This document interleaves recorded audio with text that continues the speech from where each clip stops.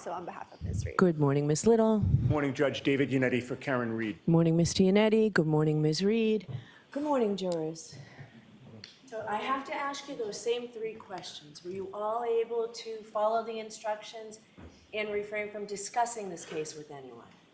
Yes. Everyone said yes or nodded affirmatively. Were you also able to follow the instructions and refrain from doing any independent research or investigation into this case? Yes. Everyone said yes or nodded affirmatively. Did anyone happen to see, hear, or read anything about this case since we left here on Tuesday? No. Everyone said no or shook their heads. So, jurors, from time to time, I will give you instructions or talk to you for a few minutes about how you evaluate evidence. So I just want to take a couple of minutes today. It's part of my job, where my job is to teach the jury about the law. So in considering the testimony of any witness, please remember that questions are not evidence. Only the answers, which are in fact the only part of the exchange between the lawyer and the witness that are given under oath, are evidence. So if a witness is asked, isn't it true that after you learned that your uncle left you money in his will, you poisoned him? And the witness answers no. Based solely on that question and that answer, there's no evidence that the witness has an uncle, that the uncle had a will, that the uncle left the witness money, that the witness knew that he did, or that the witness poisoned him. So going forward, I want you to consider the evidence in that regard. Also, there were videos shown to you, and I expect that throughout the course of this trial, there'll be many more videos shown to you.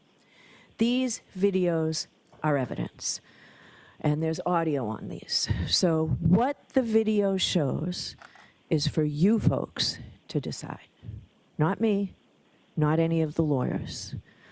What an audio recording says is for you to decide, not me, not any of the lawyers, because you find the facts. That's your job. We all have different jobs. But finding the facts in the case is your job. Okay? So with that, please get your Commonwealth's witness back on the stand, Mr. Flematti.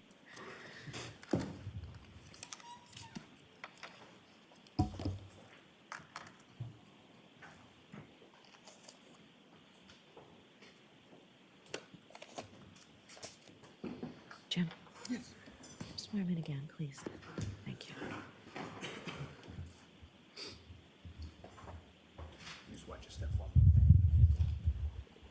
I just need you to raise your right hand one more time. Do you solemnly swear the evidence you give the court and jury in the case now and hearing, you the truth, the whole truth, and nothing but the truth, so help you God? I do.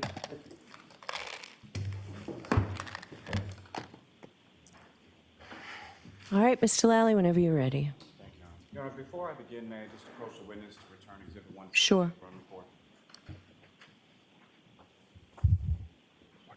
Thank you.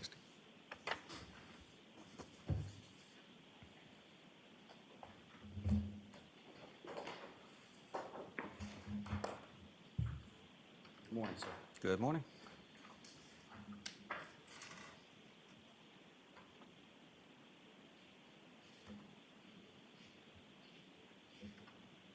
Now, firefighter Flematti. I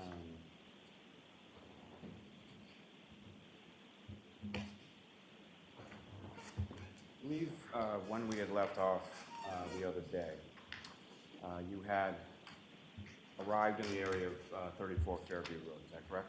Correct. And when you arrived there, what, if anything, did you do upon your arrival? So on arrival, positioning the apparatus is going to be our most important thing, trying to figure out where our patient is and parking our apparatus close enough, especially at nighttime, that we can light up the scene as well as we can to try and figure out how to approach a scene, because if we have to trek equipment farther distances, it can slow our response down, so we try and make sure our arrival and positioning is as best as we can put it. And as far as positioning in reference to when you first are sort of pulling up on the scene, where are you in the ambulance again? So I would have been the passenger of the ambulance. Usually the tech that's leading into the call will sit on the passenger side to try and mentally get ready for what's going on, whether it's reviewing protocols or just trying to assess the information coming across the radio so you can update your treatment plan as much as you can before you even see the victim. And when the ambulance comes to a stop or it's parked at your positions, where is, what if anything do you see sort of as far as the scene is concerned? So we have our fire apparatus that are helping light up the scene, but we also have 2 female parties going by to the victim on the side of the road, and going back and forth between that person and the side of the road. And from the position when you first arrive, are you able to see the person on the side of the road? You can see a shape of a person, so we know that's where the patient is, because we were reported that there was a party on the side of the road, so seeing a body shape, that clued us that that was where we were headed. In addition to the ambulance that you're in, how many other vehicles are on scene when you get there? When I get there, I believe it is engine 3 and car 5. And beyond sort of the vehicles from your department, what if any other vehicles do you see when you get there? If I remember correctly, it was just a personal vehicle. I don't remember if there's any police cars on scene at that time. And from your orientation when you pull up, where is the body positioned? To your left, to your right, or something like To my left. that? And so after the ambulance is positioned, what do you do from there? So then it's going to be bringing all the equipment over to the patient's side to be able to extricate them from that situation, whether it's a house or a street or a road. We assess where they are, and then the best tools to get them out into the ambulance to be able to work effectively on the patient. When you proceed over to, now, again, at some point subsequent later on, are you able to identify who the person on the ground is? Yes, we will try and get a general idea of the age of the patient, the positioning of the patient, how they were found, and then when we get them into the ambulance, we can start identifying ways to register that patient in the emergency room. So identifiers, whether it's a license or witnesses, or we try and figure out who they are so they can get registered at the hospital. And at some point, were you able to identify who this person was? That's correct. His wallet was in his pocket, and we were able to grab his license. And who were you able to identify as? That was John O'Keefe. And so, with reference to Mr. O'Keefe, when you first observed him on the ground, how far away from the street or the roadway is he at that point? I would say approximately 10 feet away from the road. And how is he positioned as far as how is his body positioned on the ground? I'd have to review, but I believe he was supine on his back. Just in general terms, first, when you're responding to a call of this nature, what are some of the protocols or that you were speaking about? What is it that you're seeking to do or assess when you first arrive? So we're trying to determine if it's a cardiac arrest, that whether it's a viable transport or workable arrest. We have certain protocols within the Massachusetts protocols for whether we work the patient or we leave the patient on scene if it's a police matter, if there's injuries not sustainable with life. So we're trying to make that assessment before we make any decisions. Let me stop you there just for 1 second. You do use the term as far as cardiac arrest. Based on your training and experience, what do you understand that term? So cardiac arrest, to the best of my knowledge, is just the cessation of electrical and mechanical activity in the cardiac muscle. So the cardiac muscle pumps blood throughout the body, and when that stops, all life stops after that. Now, in particular reference to the conditions, the weather conditions that you find yourself in, what, if anything else, is sort of on the scale or spectrum in regard to diagnosis at this point? So cardiac arrest, depending on where they're found, we try and figure out what led them to be at that point. So we're looking at weather conditions as well. That can also affect viability of resuscitation.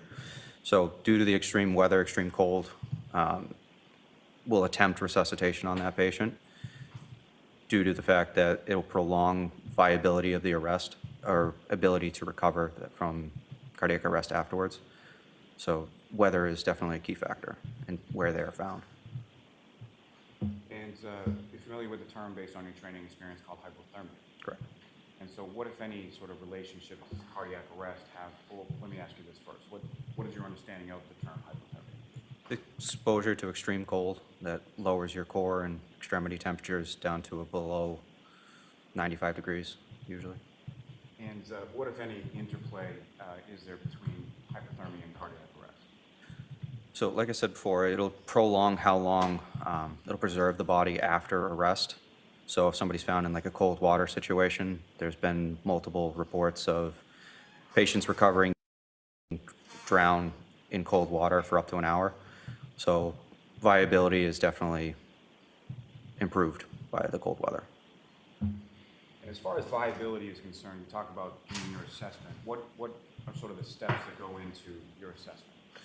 So we're looking at obvious signs of death. So we're looking at exposure of brain matter, we're looking at traumatic injuries, decapitation, things that would basically be non-life sustainable. We're looking at signs of lividity and rigor to basically show us how long the patient has been down for. And the age of a particular patient, what, if any, relationship does that have to your assessment? So it'll show the extent of frailty the patient has. If somebody's an elderly patient, severe cancer patient, their ability to sustain a cardiac event like that is less.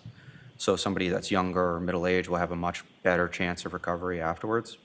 But that would really be the only key that we're looking at. And what, if any, observations did you make of Mr. O'Keefe during your assessment of him initially?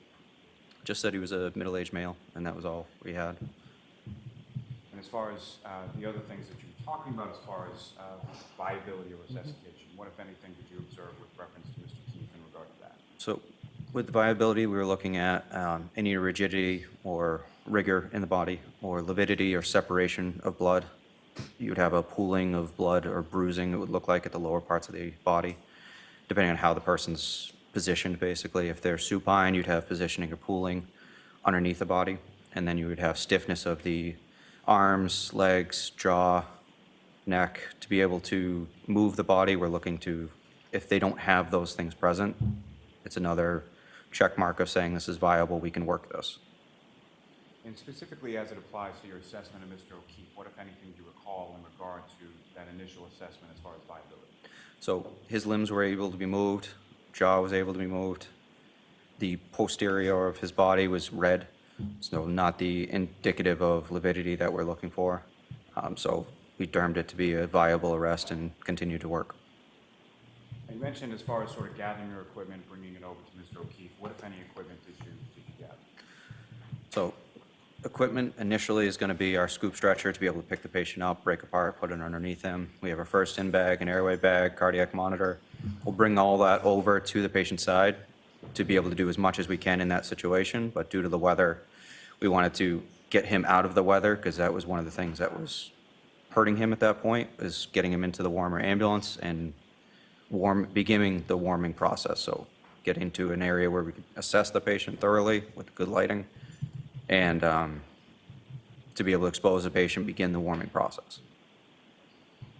And when you go over to where Mr. O'Keefe is, about 10 feet off of the roadway, who, if anyone, from your department goes along with you? So I have Matt Kelly with me and Tim Nuttall. I also have Frank Walsh, Katie McLaughlin, and Greg Woodbury, and Captain Robbery. And as far as this sort of initial assessment on the ground with Mr. O'Keefe, what, if anything, were sort of each of those respective people doing with regard to Mr. O'Keefe? I'd have to review specific interventions as far as who did what, when.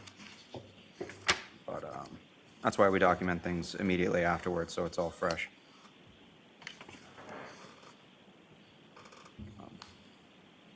So CPR was initiated by me, and ALS assessment as well. So I can go over individual interventions if you'd like, but it's really your call. Okay. And for the record, sir, you're looking at exhibit number 160, and what page of that are you looking at? It says 2 of 5 of my EMS report, but there's also the NFIRS report on the top as well.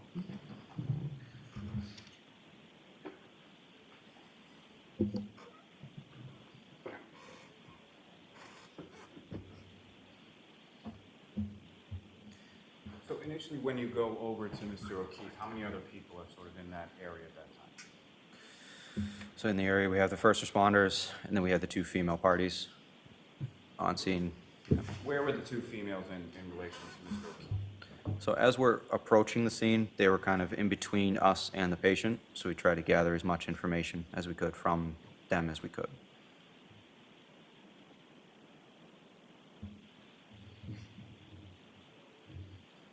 So once you make that determination as far as viability of resuscitative efforts, sort of specifically what are you and the other firefighters doing in regard to those efforts with Mr. O'Keefe? So we're beginning CPR. We're trying to establish good quality CPR, get the patient onto our stretcher, begin an IO, start medication, start ventilating the patient. All this, all of the conditions that the body has, we're trying to remedy through intervention. So we're trying to breathe for the patient. We're starting to press on his chest to do CPR to cause his cardiac muscle to compress, spread blood through the heart, cardiac muscle, cerebral brain, and we're trying to reverse what's happening in the body. Now, as far as when Mr. O'Keefe, you observed him on the ground, what, if any, snow did you observe on or around him in that area? So the snow was probably up to the mid-axillary point, so we're looking at probably halfway up his rib point. Top of his body was clear. And do you know about how much snow was covering his body up to the mid-axillary? I'd say probably about 4 inches, 4 to 6 inches.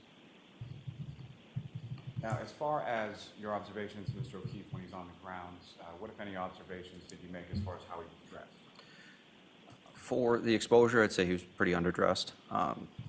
Long sleeve t-shirt, jeans, nothing really substantial to be out in that type of weather.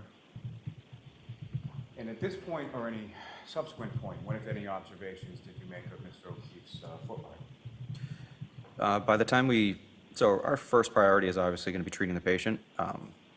His clothes do matter, but it's on the list of priorities, not huge. So by the time we figured out he was missing one of his shoes, we were already at the hospital at that point. And do you recall which of his shoes he was missing? I don't recall. And as far as that missing shoe, was that something that you or any of the other firefighters, paramedics would have needed to have removed on scene pursuant to any sort of treatment?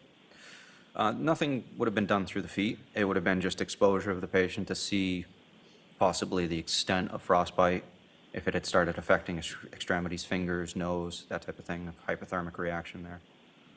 Would that be something that would have been removed by one of you or one of the other firefighters while he was on the ground? If it would have been removed, both of them would have been removed to assess that. It wouldn't do much good to just remove one and leave it there on scene.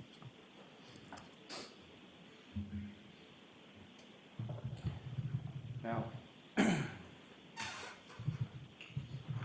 as far as the two females that you observed, did they sort of remain in the same position you initially observed them? Did they move around or something else? They kind of cleared a little bit away from the scene. I would say they moved off to the right of the apparatus so we could work on the patient at that time. And what, if any, conversation or what, if anything, did you ask either of those two? So how the patient was found and what brought them to that situation is critical. So we're trying to figure out as much information past medical history that we can of the patient. So we're trying to find somebody who has knowledge of the event. So as we approach the scene, begin to talk to one of the females. What is going on? Why are they there? What happened? And you say you're speaking to one of the two females, is that correct? That's correct. Do you see any of those females in the courtroom today? That's correct. Miss Reed, Could you just identify as to where Ms. Reed is seated or an article of clothing she's wearing? right there. I can only just ask the record reflect identification of the secretary. Okay. Now, with regard to one of the two females that you were talking to, was that Ms. Reed or was that somebody else? That was Miss Reed. And why, if at all, were you talking to her versus one of the other females that you observed? She seemed to be the one that was most personally affected by it, so figured she'd had the most information about why the person was there. And what, if any, observations did you make of her in regard to your conclusion that she was the one who seemed the most personally affected by it? She was the most distressed on scene. obviously upset. So personally related to or had a relationship with the person.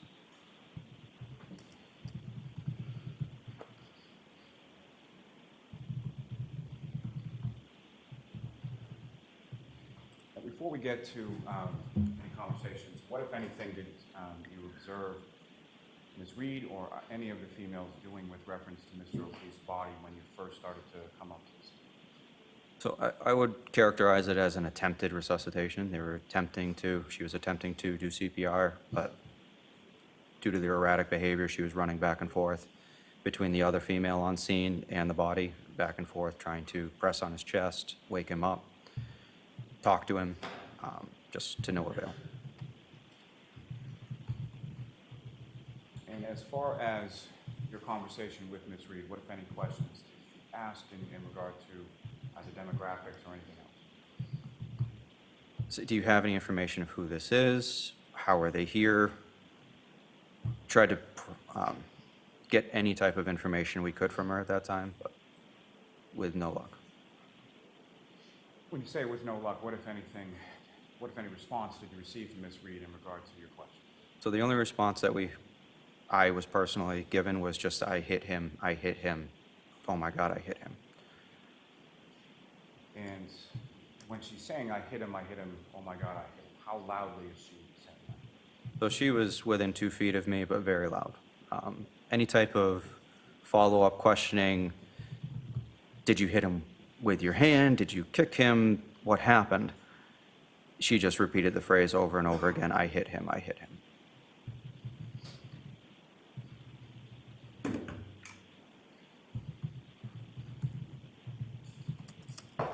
And just to be clear, where does this conversation occur?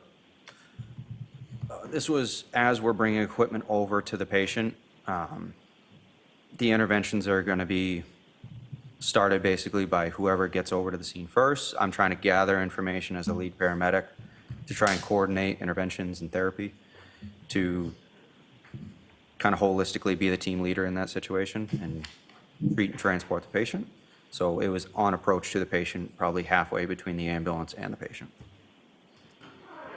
And with regard to that treatment of Mr. O'Keefe, I think you referenced it earlier being within your report. What were sort of those steps or what, if anything, did you and the other firefighters do with regard to treatment? Before you answer that, Your Honor, may I request, may the witness just refer to the ZMS report as it goes? Yes, if need be.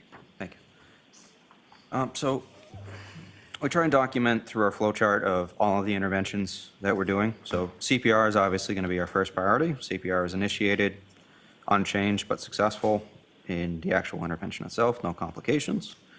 We do our ALS assessment that we talked about of any further indications of this is not a viable arrest. We determined it was a viable arrest and we move on.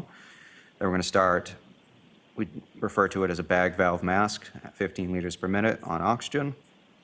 The patient's not breathing on their own, so we're trying to assist ventilating that with high flow oxygen as well. And easy IO, which is a needle we put into the bone of the tibia of the patient. That was on the right tibia was the first one we put in. We're going to be putting in warm fluid. We have a warmer in the back to be able to bring up the core temperature. Then we start with epinephrine, 1 milligram through that IO. If I could just stop you there for 1 second. When you say as far as IO and put it into the leg, how is that sort of inserted into the leg? So we have two different methods we can do. We have a drill, a power drill that drills through the outer layer of the bone into the capillary area of the bone, the soft, spongy material. So we drill through that, or we can do it by hand if that fails. And when it comes to the epinephrine, what is sort of the purpose of that medication, and what are you trying to do with that medication? So that medication will improve, it's a vasoconstrictor. It'll cause the vasculature to constrict, so it'll improve the quality or effectiveness on the cardiac muscle, cardiac vasculature, and the cerebral area. As far as the administration of epinephrine is concerned, is that something that's done once or more than once, and is there a protocol for that? So it's going to be serial every 3 to 5 minutes during the cardiac arrest to try and bring them over to the hospital so it continues that entire time unless there's a rhythm change or that can change our algorithm of how we approach the patient, if there's a rhythm regain or return of spontaneous circulation. And so how many times or what times was the epinephrine administered via the IO to Mr. Oaks? Okay, so I have epinephrine at 6:20, 6:25, 6:30, 6:35, 6:40, 6:45. And when was that first administered? Would that have been at some point when he was outside of the ambulance on the ground or in the ambulance or something else? It would be dependent on transport time.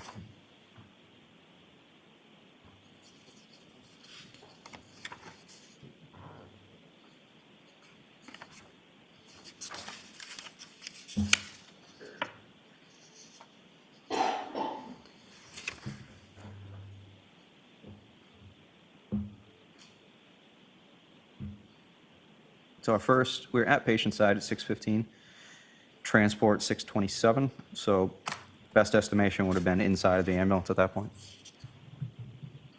I'm sorry I interrupted you before, but after sort of the introduction of the epinephrine, what if anything, did you and the other firefighters? After the first round? Yes. Yeah. So first round of epinephrine, after that, we would drop in what's called an OPA. That would be to push the tongue out of the way, open up the airway to improve our bag valve mass so it has an open way to get the oxygen into the lungs. We begin external warming, stripping the patient, getting the heat turned up in the back of the ambulance. We would then switch over from manual CPR done by hand to a mechanical CPR device to ensure adequate, consistent CPR compressions of the chest. It was a Lucas device. Put that on the patient. And then we continue with another round of epi. Patient's starting to warm up at this time, so we would do suction at that point to try and suction fluid out of the airway to improve ventilation efforts. Another round of epi is done. We have another suction, this time through a deep suction via the endotracheal tube. Oops, sorry, at 6:22, after warming, we intubated the patient. We have a 7.5 tube paced at 27 centimeters, and then verified through various means, through chest rise, auscultation, waveform, and tidal CO2. So we had complications listed as patient vomiting, aspirating. Suction was then done with a rigid tip suction device. After successful intubation, we then suctioned via French tube through the airway established. Jump back up to 6:31. Another IO line was established on the opposite tibia on the left side. And then another 3 rounds of epi, and then arrival at the hospital. What was the arrival time at the hospital?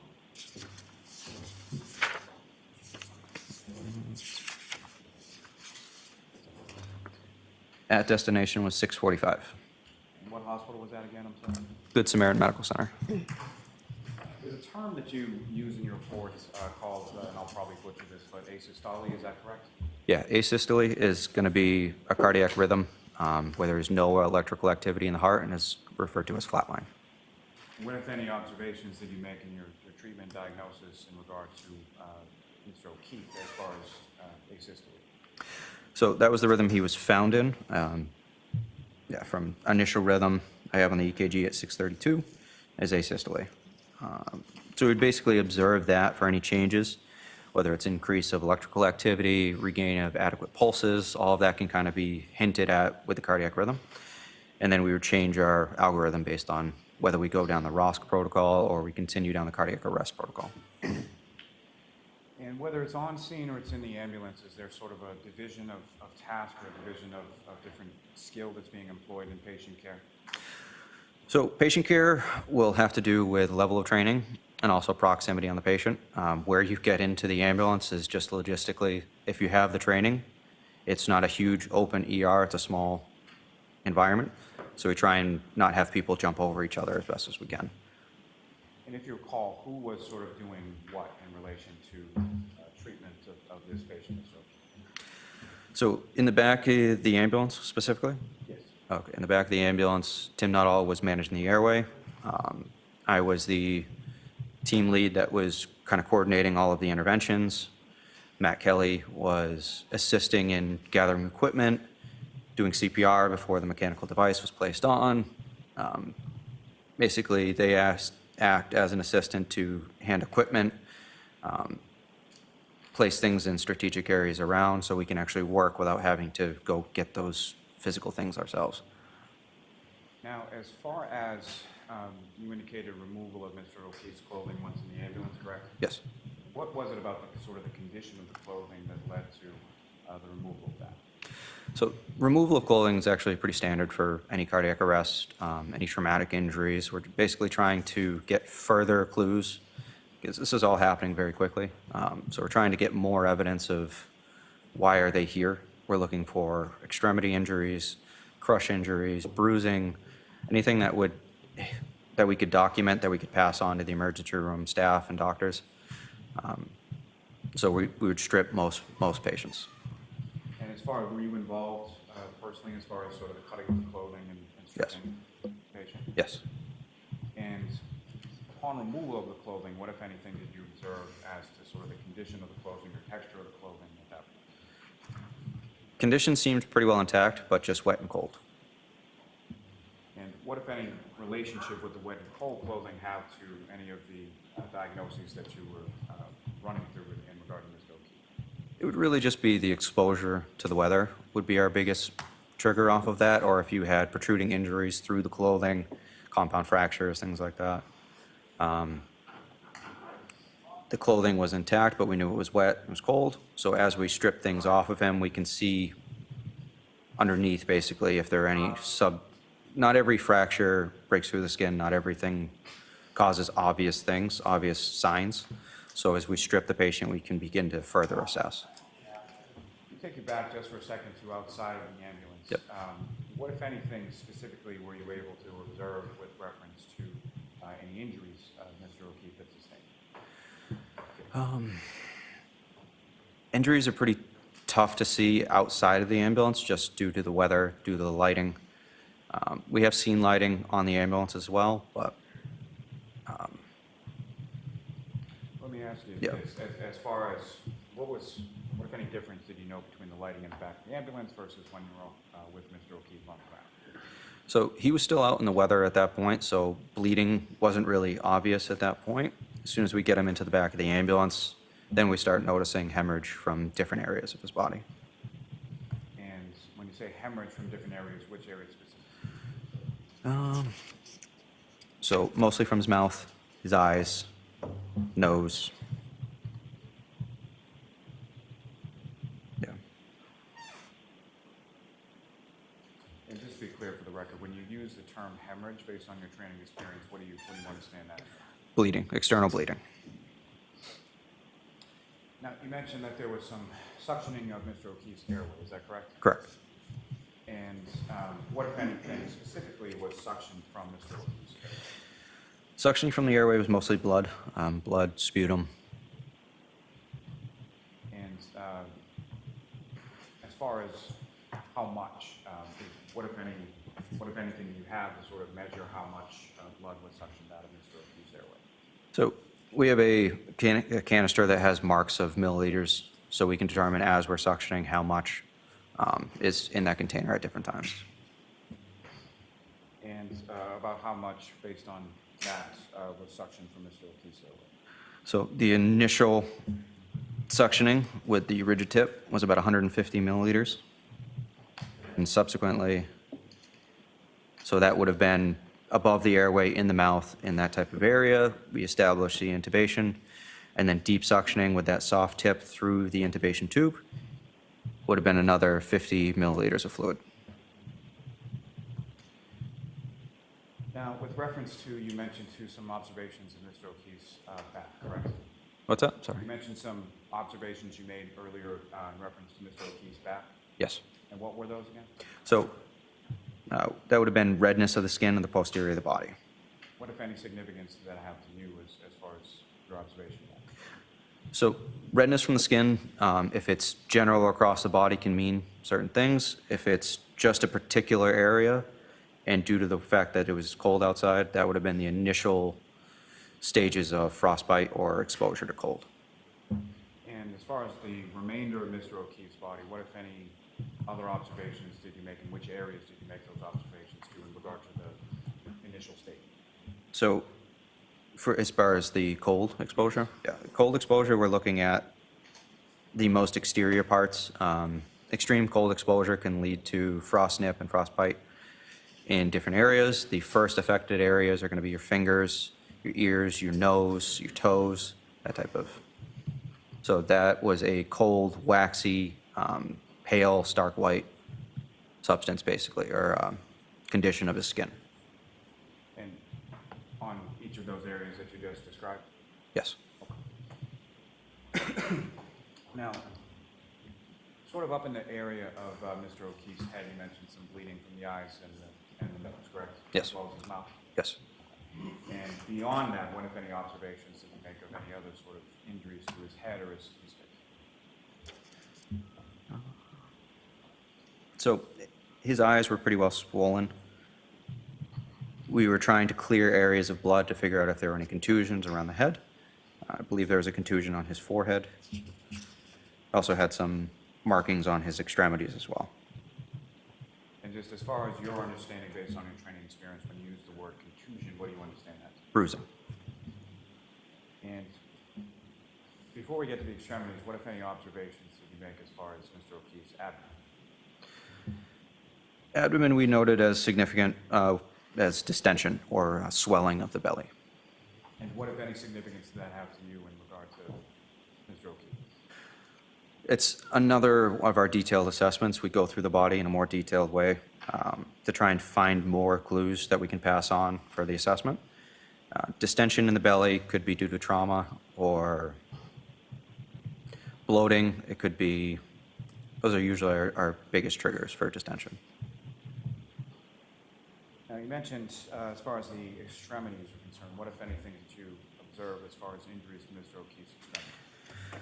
So we're looking at, so we had the cold, rigid fingers, hands, feet, and we had multiple dry blood lacerations to the right arm. Do you recall specifically where on Mr. O'Keefe's right arm? Would have been his upper arm. And you mentioned dry blood, is that correct? Yes. So these were not actively bleeding at the time that you observed them? No. Now, as far as being dry blood versus actively bleeding, what, if anything, does that indicate to you as far as sort of timing? So we had active bleeding from other areas in the body. So the fact that it had already stopped and clotted, I would assume that would have been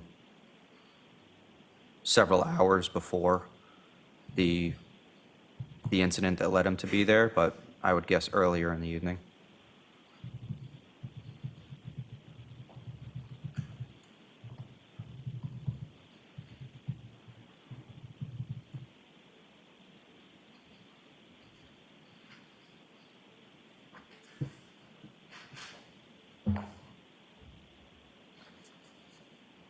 Now, as far as the history is concerned, your attempts on scene, and then what, if any, attempts were made subsequent when you were in the ambulance to obtain any sort of history of how Mr. O'Keefe came to be there, or what, if anything, causing injuries you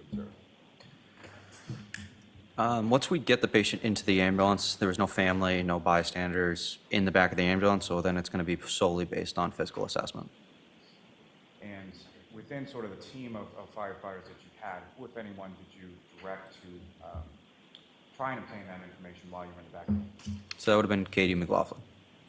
And what did you ask Mr. McLaughlin to do? So Katie was one of our senior paramedics at the time. So we had enough skilled hands working on the patient at that time. So to direct her, I wasn't able to get as much information and still had a skill to do, or still had a task to do, to run the cardiac arrest. So I directed Miss Reed over to Katie to try and gather more information. as to why they were there, if you could get any more information about who he was, events leading to the injury, how long he was down for, any type of information, and then moved on to the patient at that point. And so firefighter McLaughlin is having this conversation outside of the ambulance, is that correct? That's correct.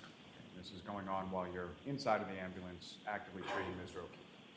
It was a very quick process, so I start the conversation, wasn't productive, wasn't moving forward, moved her over to firefighter McLaughlin, continued on to the patient, and then started treatment, moved the patient in, and then Katie came into the back of the ambulance to help. So it was a very quick process.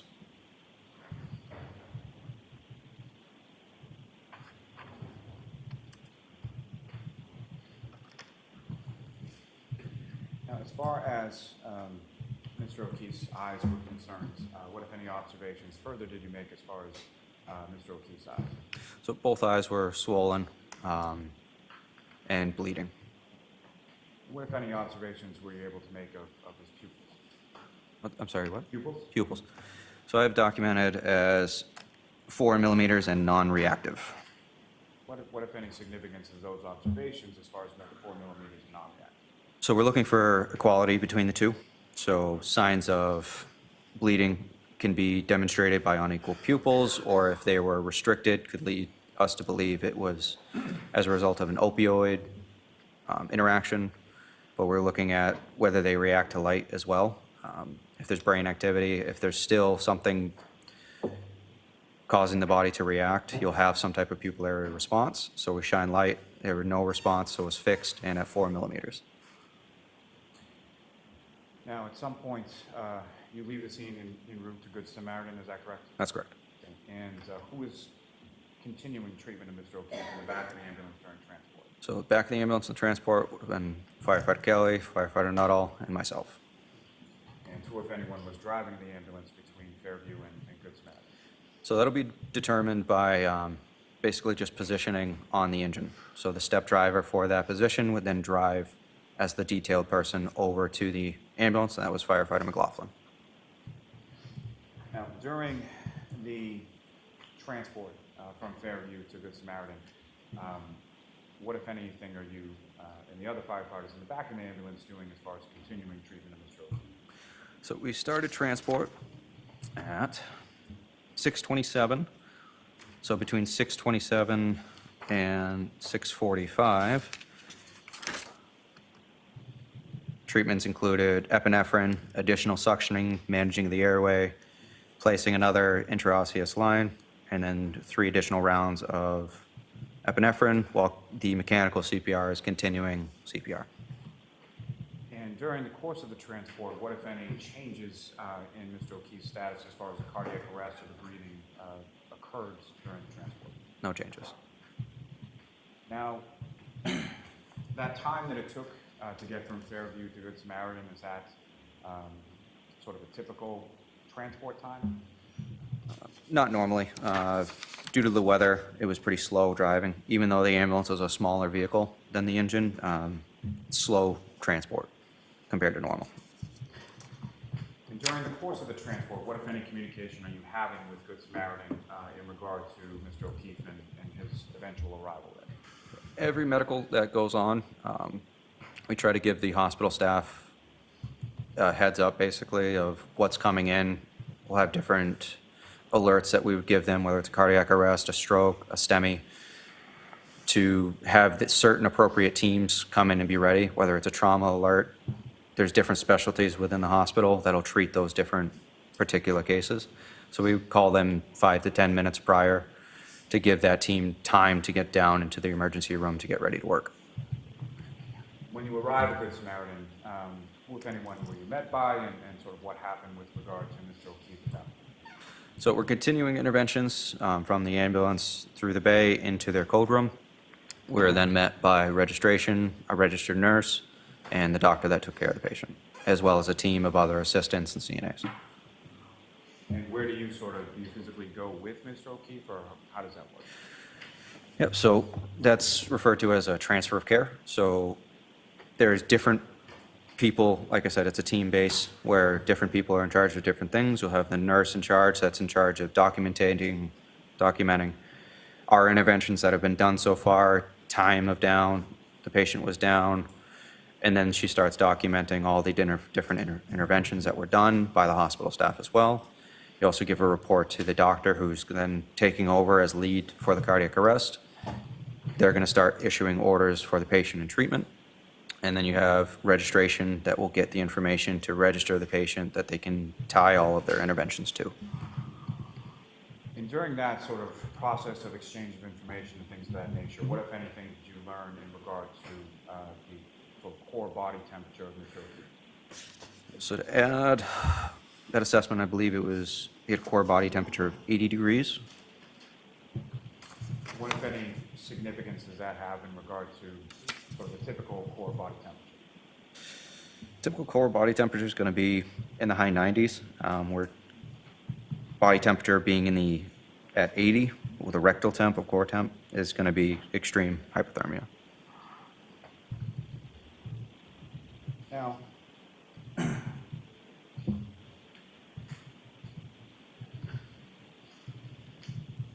you're at Good Samaritan for a certain amount of time, correct, before you cleared? Correct. And at that point in time, while you were at Good Samaritan, that initial time, what, if anything, did you learn as far as Mr. Oki's status or what had happened to Mr. Oki?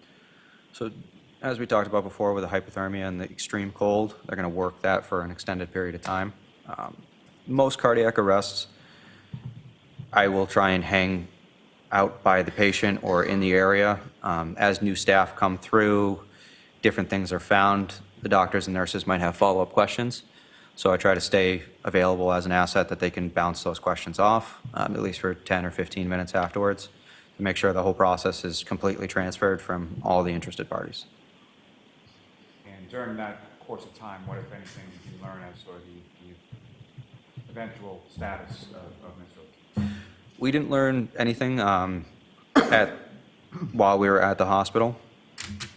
We then cleared the hospital, returned back to quarters to decon the ambulance and to replenish all the equipment that we had used, get back in service, and move on with the shift.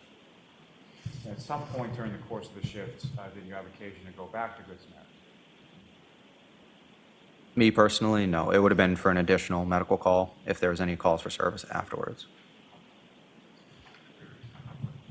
Did you recall whether or not you went back to Good Samaritan for any additional medical calls or anything of that nature? I don't recall.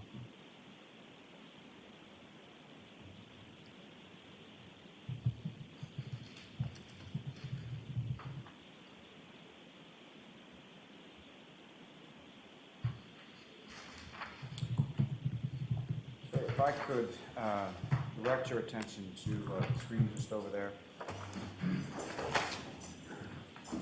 Ms. Gilman, if I could please have exhibit number 9.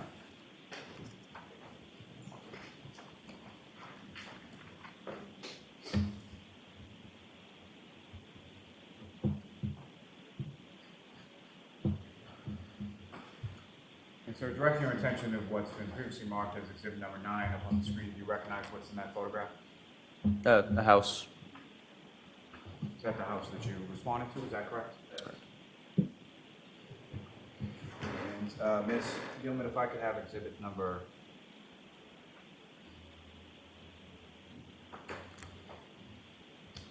Ms. Gilman, if I could have exhibit number 14.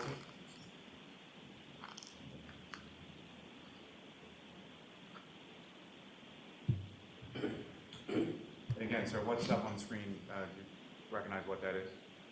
I see blood, snow,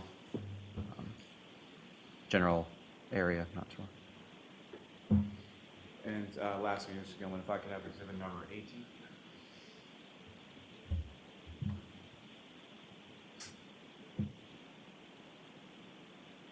And again, firefighter Flematti, do you recognize what's depicted up on the screen as exhibit number 18? Yes. May I approach the witness room? Yes. Thank you very much. So, sir, I'm going to hand you a laser pointer. Basically, just press on this button here and move this direction over the screen.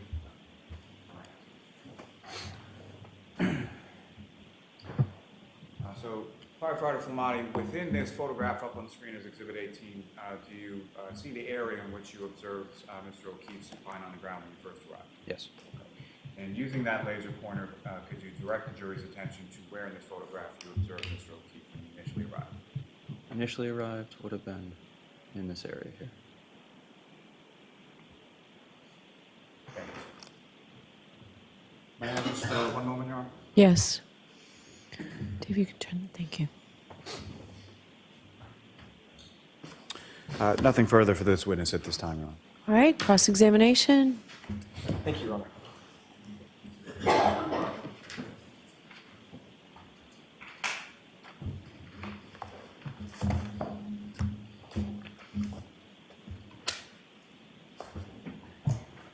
Good morning. Good morning.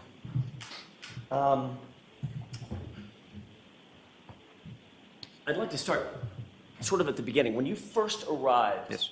at the location, you indicated that you could, in fact, see the body from your perspective, correct? I could see a body, yes. And I think you indicated the shape of the body. Yeah. Couldn't tell if it was female or male, Nope. but No. obviously looked like a human figure. Yes. Okay. That drew your attention to the left side of the ambulance as you were approaching, correct? Yes. And you're sitting on the right side, which means you're sort of the furthest away from that figure from the perspective of the ambulance. And the ambulance, yes. And you had no problem making out that figure in the snow. The figure in the snow, we had a good distance between the ambulance and the engine, so yes. Okay. And you indicated that the figure in the snow was on top of the snow, if you will, with some snow accumulating up the body of the individual. Yes. But he was not covered in snow. No. There wasn't like a mound of snow over this figure. There were mounds of snow in the area, but not over the patient. Due to the wind, there were snow drifts in the area. And his clothes were dark as compared to the white snow. Yes.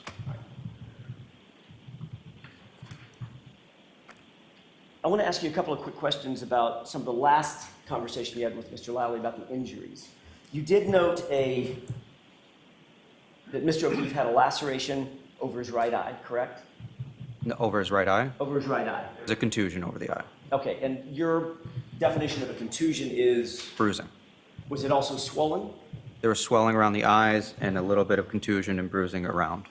Did you see an actively bleeding laceration over his right eye? I don't recall. You don't remember that? What about his left eye? Both eyes were pretty well swollen shut. What about not from the nostrils, but on the skin on the nose? Did you note a laceration or multiple lacerations on the nose? So due to the bleeding that was coming from the orifices, trying to clean the area and find exactly where it's from is sometimes difficult, so we can just say it was bleeding in that area. Okay, so you can't define, as you sit here, you don't remember if it was bleeding from the nostril or from a laceration on the nose? I believe it was the nostrils. Okay. Are you saying that there was no laceration on the skin of the nose, or you just don't recall it? On the top of the nose, no, I don't know. I'm sorry, On the top of the nose, I don't recall. you don't recall, okay.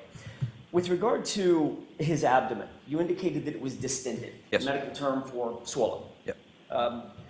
You said that that could be from trauma or it could be just bloating, correct? Correct. Did you notice any contusions on his abdomen? No, Any skin that was abraded no, or cut? no. So there was no bruising, no contusion, but there was a distension, correct? Yes. So there was no visible trauma to the abdomen. Visible trauma doesn't really matter to internal trauma. It's not always indicative one way or the other. So my question was, did you see any visible trauma on his abdomen? No, Okay.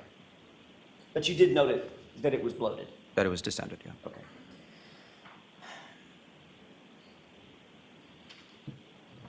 I want to talk to you for a second about, if I could shift gears, about the conversation that you indicated to Mr. Lally that you had with Ms. Reed.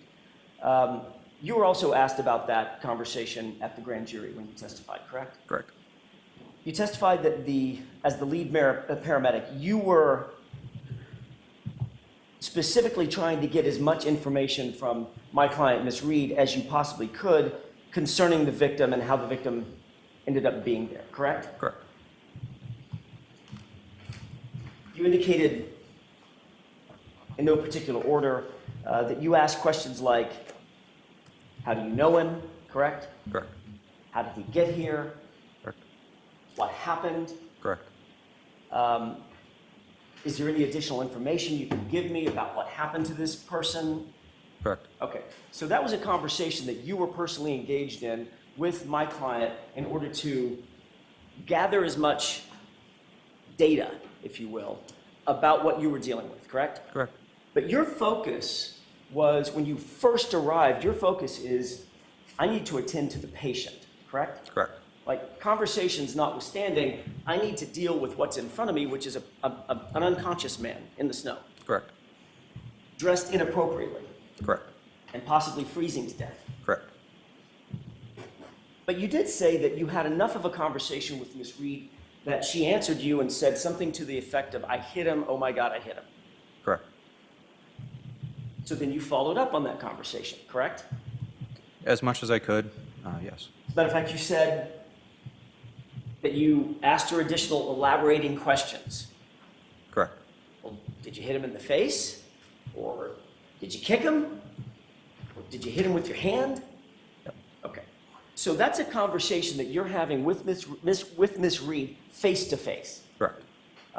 You're talking to her, you're looking her in the eyes, she's looking you in the eyes, you're standing still, and you're attempting as best you can to converse with this woman so that you can gather as much information as you possibly can as you attend to the victim.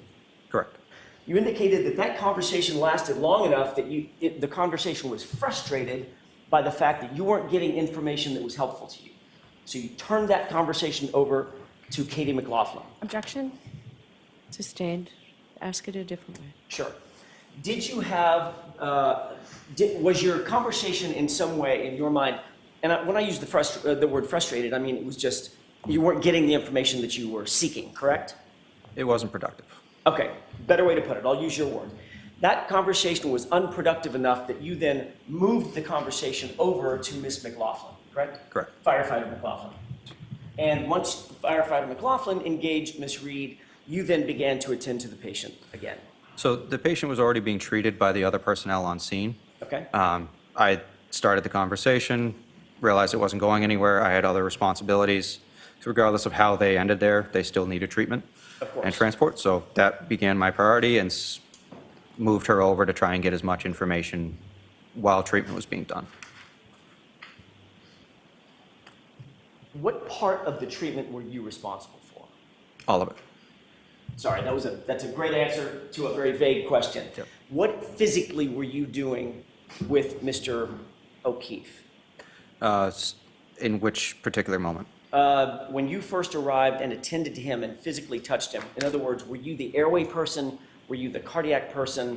Were you doing chest compressions? Were you squeezing the bag?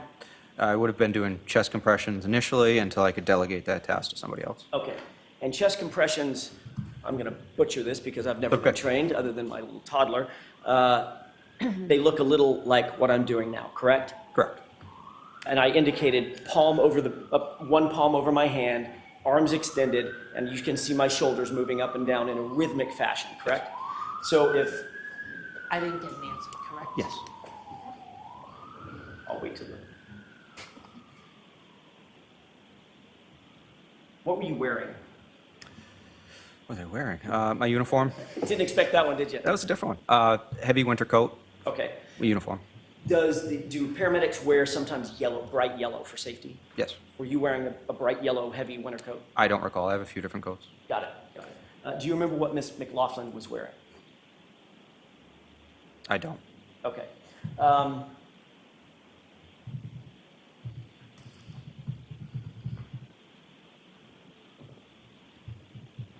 That conversation that you had with Ms. Reed at the scene, that had to have lasted, I'm not guessing it was very long, but it had to have lasted a minute At most, yeah. at most. Once you finished your conversation with Ms. Reed, did you then start attending specifically to the chest compressions and the high-level CPR that we've heard so much about from your colleague? Yes. As you're doing the CPR on the scene, that high-level CPR, high-quality CPR, was Mr. O'Keefe then moved to the scoop, which would then facilitate getting him on a gurney. Correct. That gurney was then moved between a couple of patrol cars, cruisers, and into the ambulance, correct? Correct. Once you were in the ambulance, the first priority is to get this person warm. Is that right? First priority is always going to be CPR. The secondary would be getting them warmed up. Okay. So obviously, when you got into the ambulance, you would shut the doors. There's a heater on in the ambulance. Yes. You never came back out of that ambulance after you got Mr. O'Keefe into the ambulance, did you? No. Okay. And you were in there with firefighter Nuttall at the time? Nuttall and Kelly. And firefighter McLaughlin was outside the ambulance doing whatever she was doing. Correct. Okay. Initially, and then she came in afterwards to Obviously. assist. Yeah. And did I hear you correctly, when firefighter McLaughlin got in the ambulance, she took over the driving responsibilities? So there's two different compartments. They're not connected. There's a little window between the two areas. So she assisted with interventions in the back. And then after we had established everything we needed to on scene to begin transport, she then got out and then started driving. Got it. Thank you. I'd like to play, but first I'd like to have marked, I think it's already been marked, Exhibit 379. It's a video, a snippet of a video. It's probably 3 minutes long. It's not that long. I'd like to play that portion of the video for you. And when it's done, Firefighter Nuttall, not Firefighter Nuttall, sorry, I'm looking at the wrong notes. Firefighter Flematti, which is not that easy to say. Did a great job. I'm going to ask you to show me exactly where on the video, if you can, that you had this conversation With the laser pointer? with my client. Yes, you can use the laser pointer as you wish. This is just to orient you, if I may, Your Honor. The top, this, let me see if I can do this. There we go. The top is a dash cam from one cruiser. So I'm gonna see counsel at sidebar for a second, please.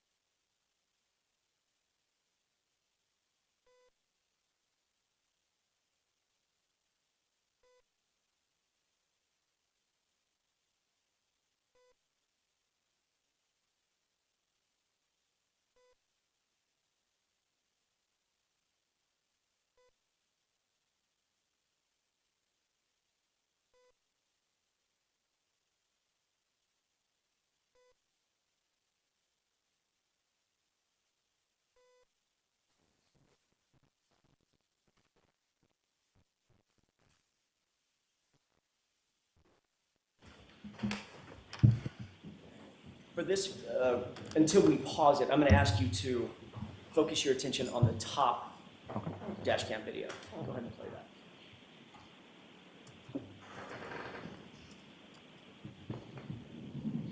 Can you pause it? Actually, I need to see counsel at sidebar again, please.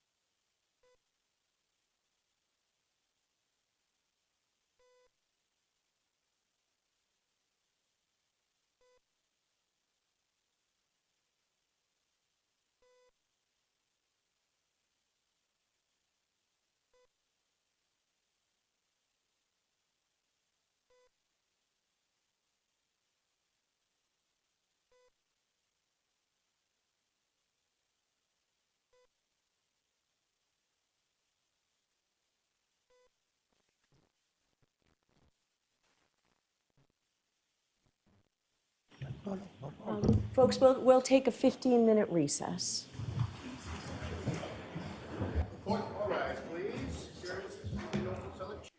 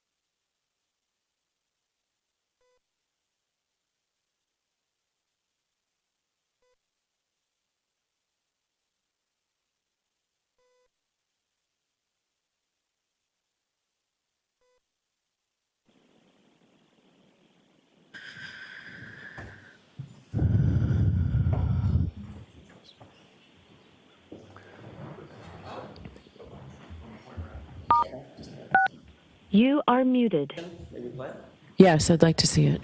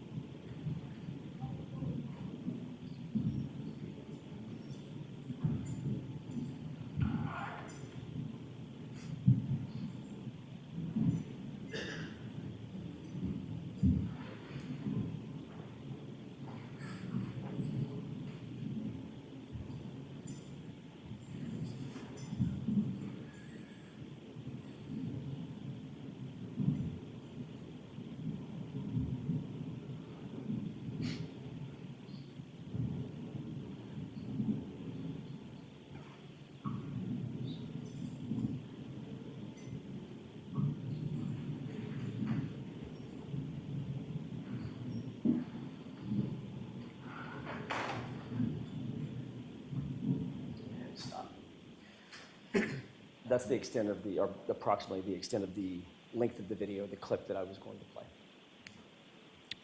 Okay. All right, so we'll take a 10-minute recess. Thank you, Your Honor. Foot will rise for the extension of recess.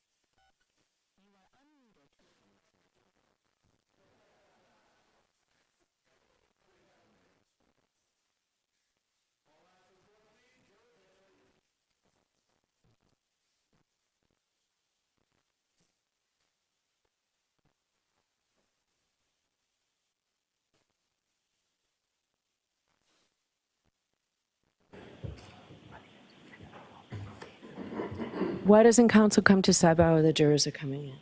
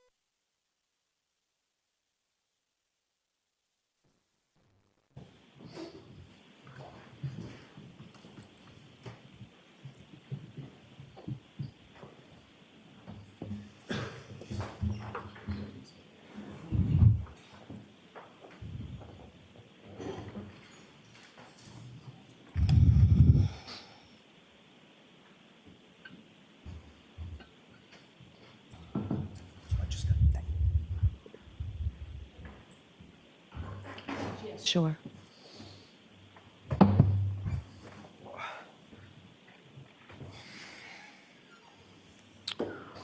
Okay.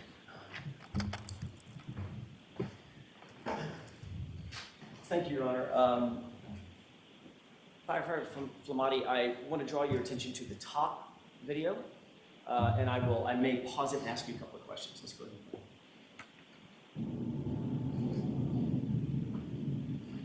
Pause.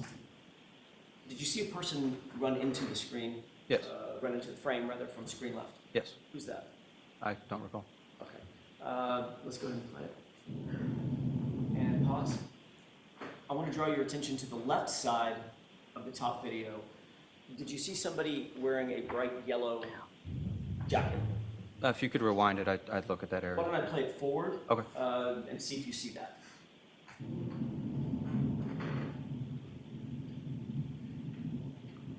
Yes. Okay, pause. And do you recognize that person? I see a yellow jacket. I can't tell you who it is. Okay. Based on your memory, have you seen this before, by the way? No. Okay. Based on your memory, is that the approximate position that Mr. O'Keefe was in when you or your colleagues made contact with him? Approximately. I'd say a little bit more to the left. But that would be my guess. Okay. Go ahead and play it.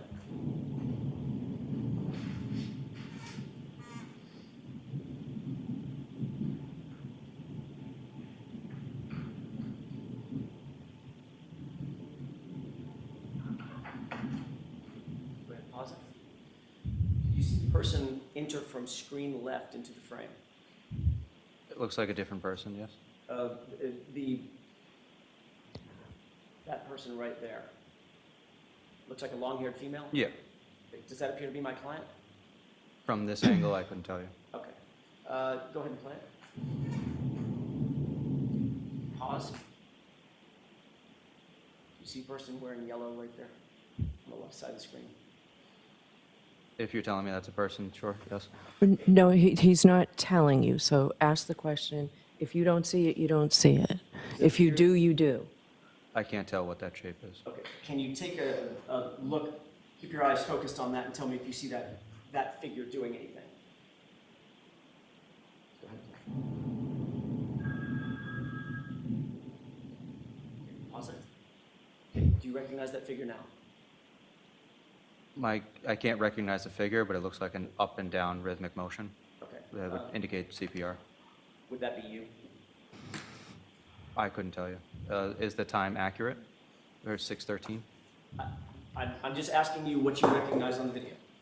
I couldn't tell you if that was myself or not. Was there somebody else doing CPR?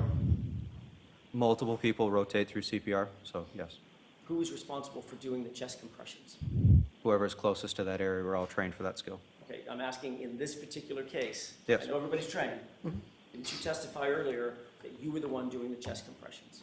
I said I was one of them, yes. Okay. Does that appear to be you doing the chest compressions? It could be, I'm not sure. Okay, let's go and play. Okay, stop it. Do you see the person basically in the middle of the screen there? Yes, Does that appear to be my client? Or can you tell? I can tell. Go ahead and play it.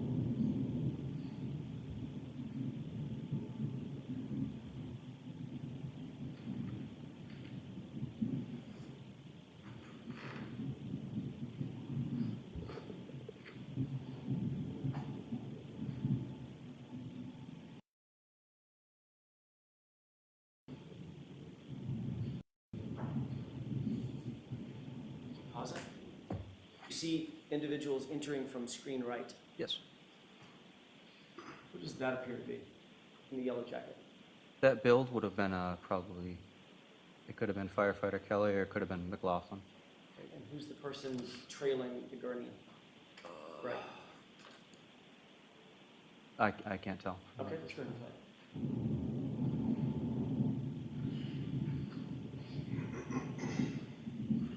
Go ahead and pause it. The person in the hood just obscured that figure. Did you see that figure standing on the other side of the person in the hood? No. Okay, go ahead and play it.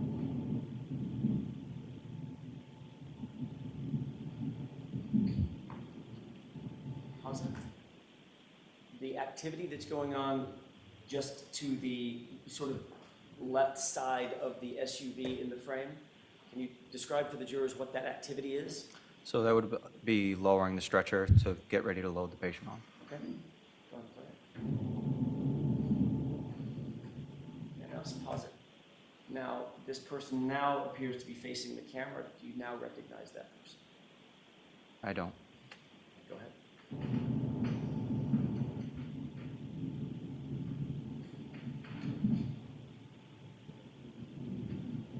Pause. Can you focus your attention on that individual in the yellow jacket? Yes.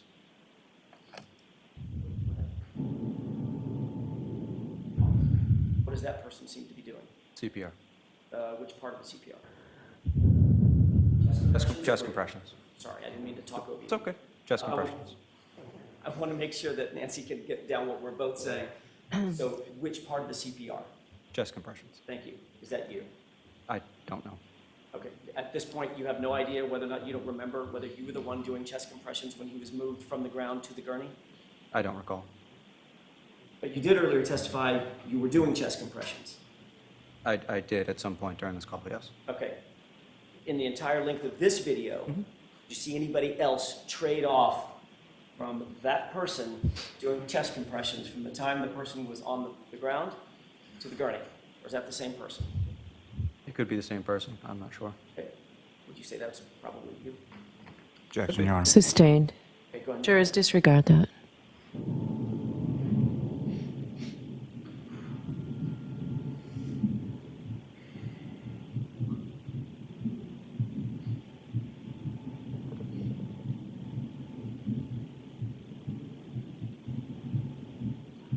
Pause it.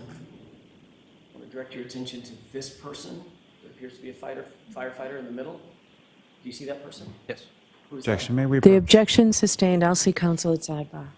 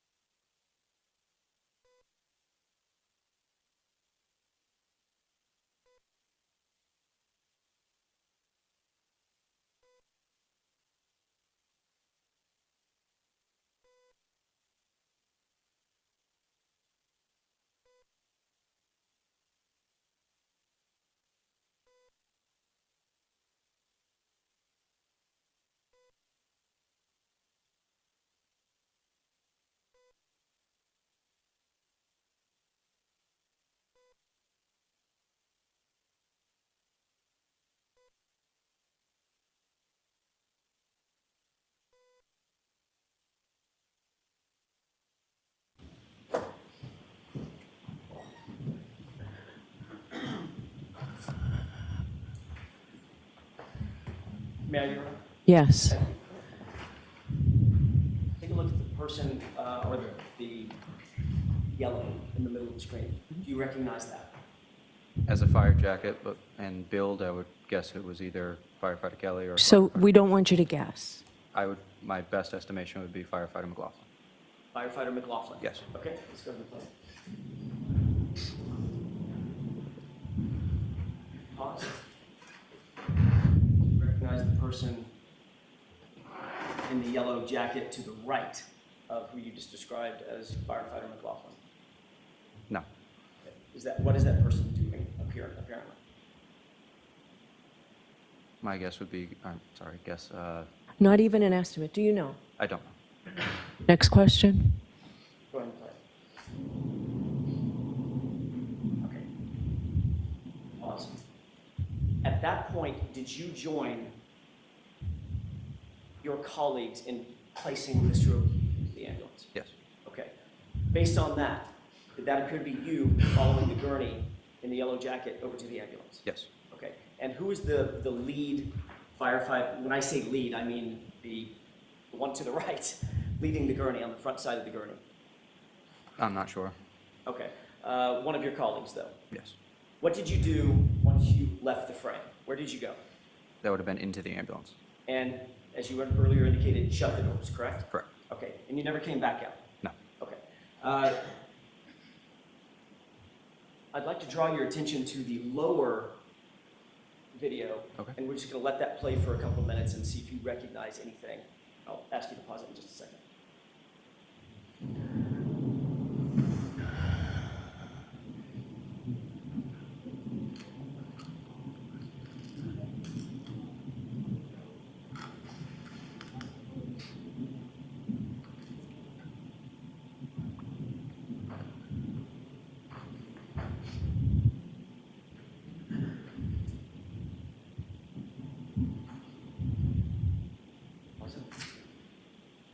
I'm going to ask you to look up to the top video. Do you see what appears to be a person wearing yellow to the right? Yes. Do you recognize who that is? No. Go ahead and play it.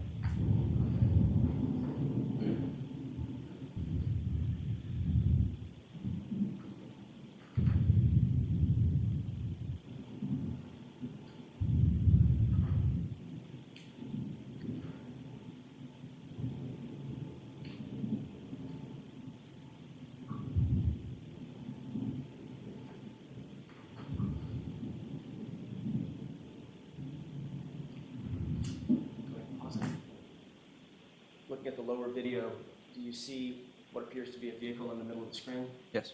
What is that? That is an ambulance. Does that appear to be the ambulance that you arrived in? Yes.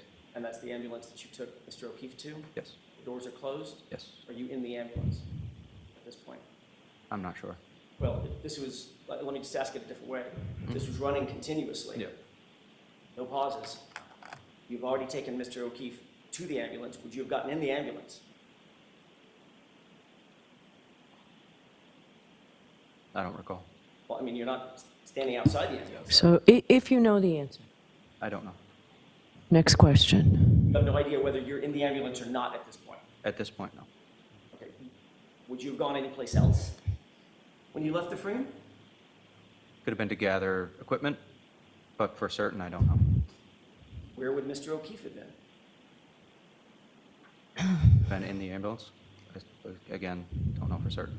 Could have been or was in the ambulance? At this time, I don't know. Okay. Let's go ahead and play.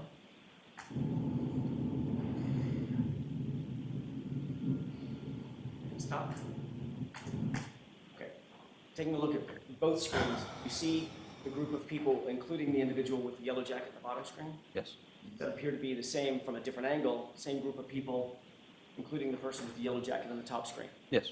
Who was the person that was directed to get the medical history from my client? McLaughlin? You believe that's Miss McLaughlin? No. You don't think that's her? I'd have to rewind to know where she went. Well, let me ask you a couple of other questions. Looking at the bottom screen, you see a police officer? Yes. You see a woman with long hair standing next to the police officer? Yes. That appeared to be my client. Yes. There's an individual with a fire jacket on, right? Yes. And she was, Ms. McLaughlin was directed to get medical history and interview my client, correct? Yes. Does that appear to be what she's doing right there? Objection, Your Honor. Sustained. At this point, where do you believe you were now? I don't remember. Think you might have been in the ambulance? I don't remember. You testified earlier, and this has been a continuously running video on the top, testified earlier that when you left the screen with that gurney, you got in the ambulance, correct? We headed that way, yes.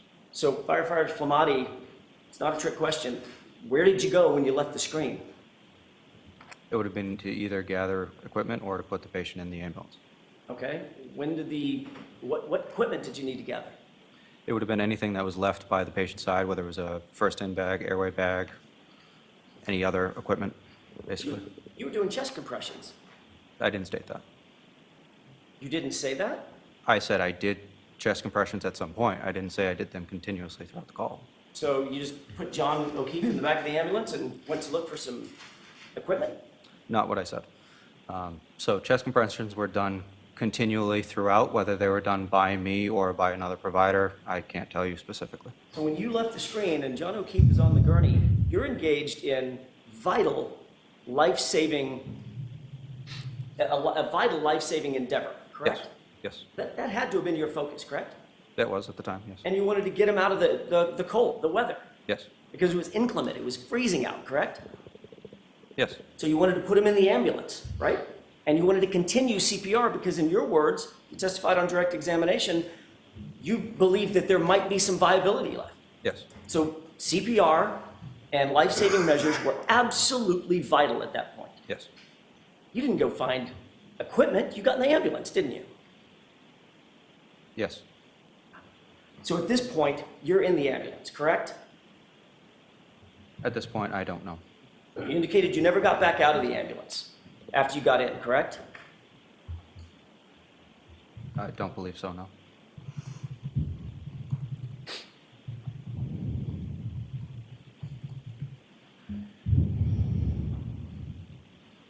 Did you see any place in that video where you had any sort of detailed conversation with my client? No. Did you see any place in that video where you engaged my client and said, how'd you get here? What happened? And she said, I hit him. And you said, how'd you hit him? All the stuff that you testified earlier to. I didn't see that in the video, no. You indicated in a police report during an interview that you had with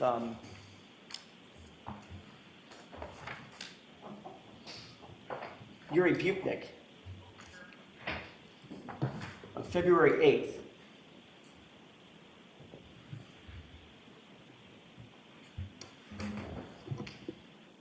That my client said, I hit him, correct? Correct.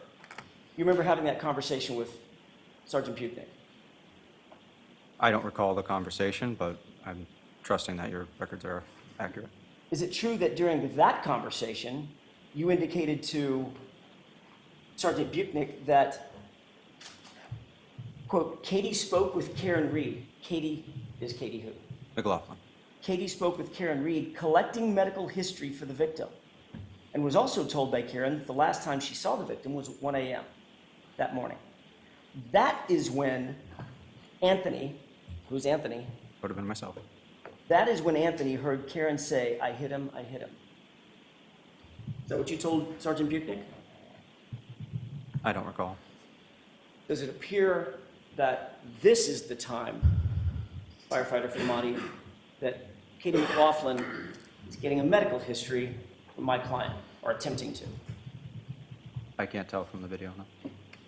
You do know, however, that during this time, you're in an ambulance probably 30 or 40 feet away, with the doors closed. I don't know. Well, you certainly don't see yourself in that frame, do you? Doesn't appear to be, no.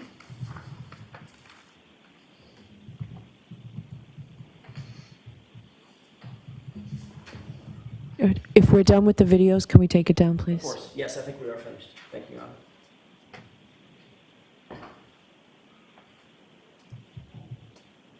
You were the lead firefighter on that team that night, correct? Lead paramedic. Lead paramedic, thank you. You understood, obviously, the gravity of hearing a statement like, "I hit him," some sort of an explanation about what may have happened to the victim, correct? Correct. That statement could potentially have direct relationship to, or a direct relational impact on how life-saving measures are done by the medical personnel that you turned the victim over to. Correct. You testified at the grand jury that you wanted, once you got to the hospital, you wanted to be as quote-unquote helpful as possible when you handed over the patient, correct? Correct. You said you actually stayed at Good Samaritan for an additional 10 to 20 minutes, which is your habit in cases like this, because you wanted to be quote-unquote an asset to the medical intervention team, correct? Correct. That team includes the doctors and nurses that were trying to provide life-saving services to Mr. O'Keefe. Correct. But you never relayed to a single doctor or a single nurse a single word about a woman who said, "I hit him," did you?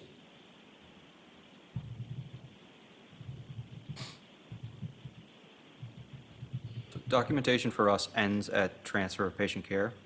As far as my memory, I do remember relaying that information to the doctors and nurses. You do? Yes.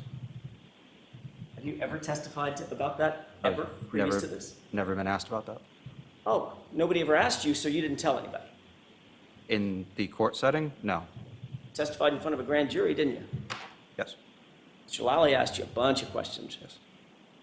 During the course of that conversation that was under oath, did you ever disclose that you told the doctors and the nurses that you heard a woman say, "I hit him"?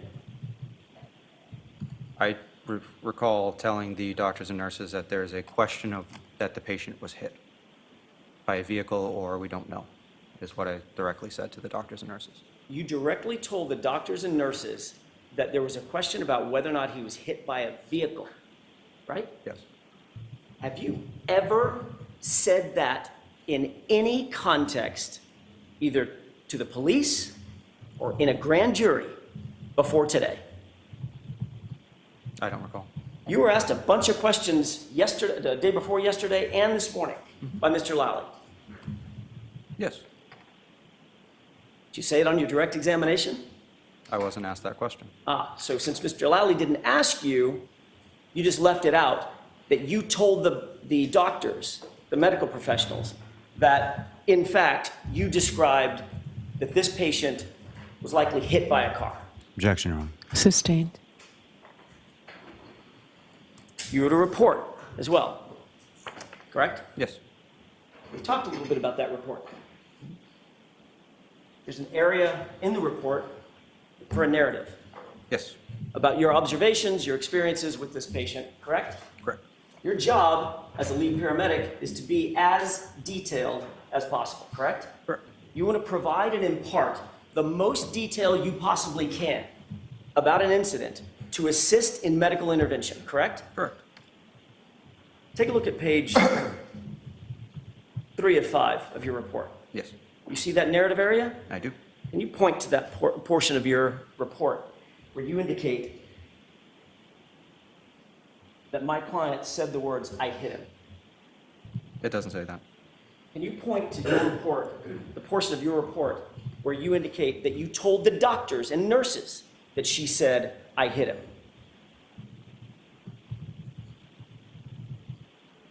It doesn't say that. Can you point to that portion of your report where you indicate that your concern for the patient was that he had been hit by a car? It doesn't say that.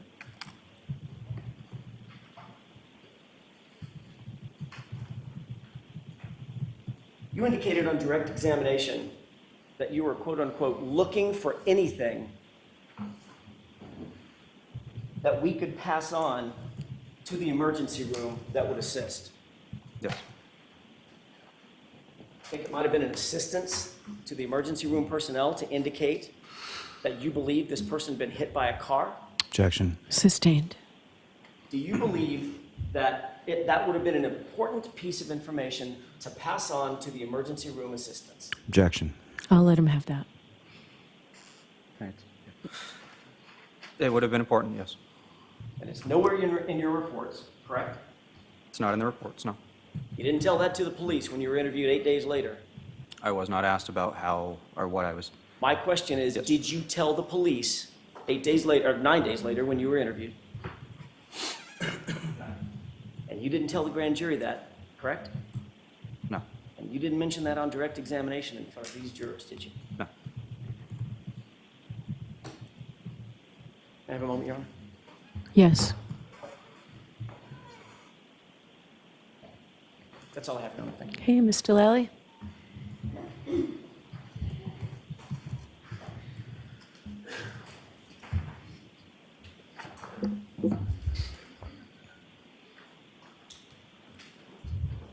Firefighter Flematti, you had been asked some questions about the observation you made of Mr. O'Keefe's abdomen being distended, correct? And absent any external observation of injuries, that could be from an internal injury cause, is that correct? Correct. Now, the conversation that you were talking about in which the defendant indicated to you repeatedly that she hit him, or I hit him, that occurred on your sort of way to the body, correct? Correct. Now,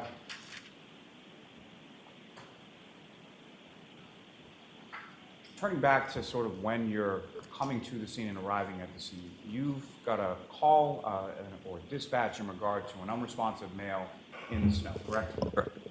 So you know that going there, correct? Correct. And where you sort of bring the ambulance to a stop, there are other vehicles already in that area where Mr. O'Keefe is, correct? Correct. And it's from that vantage point that you're able to then see Mr. O'Keefe's body off the side of the road about 10 feet or so into the lawn. Correct. Now, when it comes to chest compressions, your department, any department, as far as sort of the medical field that you're in, is there any sort of policy or protocol for how long one person should be doing those at a time? So recommendation is always 2 minutes, but it's usually based on the fatigue of the provider. But really, the most important thing is just quality of CPR and making sure that they have the best CPR throughout, regardless of fatigue. So it's not recommended that one person do continuous chest compressions for 15 or 20 minutes, correct? It's actually recommended not. And so that would be sort of, when you have that many sort of assets with you on a scene, would it be typical for somebody to continue on with chest compressions for that long period of time? Those videos that you were showing up on the screen, have you ever seen either of those videos before? No. So you have no idea as far as the times, whether they're accurate, correct? No clue. And whether the videos are synchronous, you have no idea about that either, correct? No. Now, the conversation in which you heard the defendant say, "I hit him," and the conversation that firefighter McLaughlin had in which the defendant told her, "I hit him," those are two separate conversations, correct? Correct.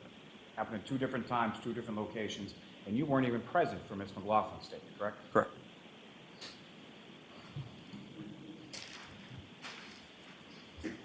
You did, when you were interviewed by the trooper and when you testified before the grand jury, you indicated in both instances that the defendant said to you, "I hit him," repeatedly, correct? Correct.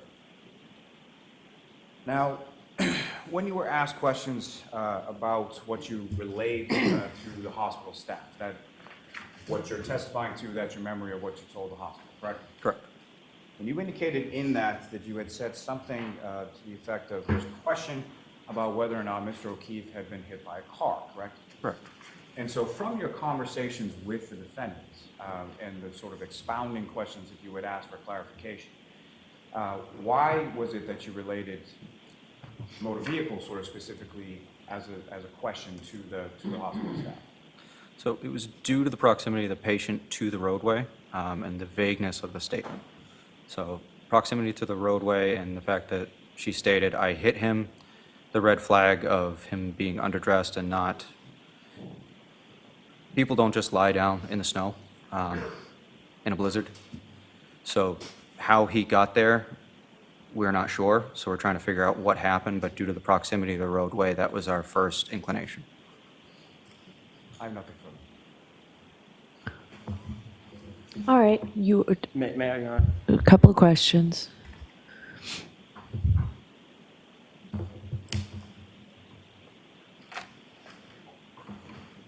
You indicated that it's not recommended that someone do chest compressions for 15 or 20 minutes. Correct.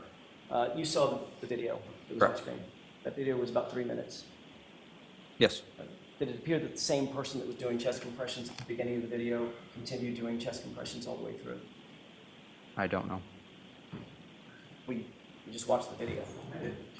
I can't tell you for certain which personnel. We all have yellow coats, so I can't tell you if somebody swapped. I don't know. Did it appear to you in watching that video that the person that started on the chest compressions on the left side of the screen continued all the way through, up to the scoop, up to the gurney, and off screen, doing chest compressions? Objection. Sustained.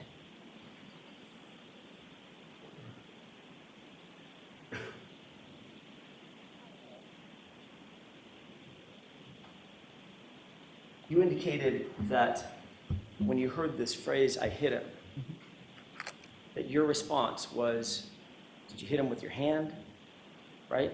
Yes. Did you kick him? Yes. Did you punch him? Yes. That's what you previously testified to, correct? Yes. Nowhere in that conversation, did you ever suggest, did you hit him with your car?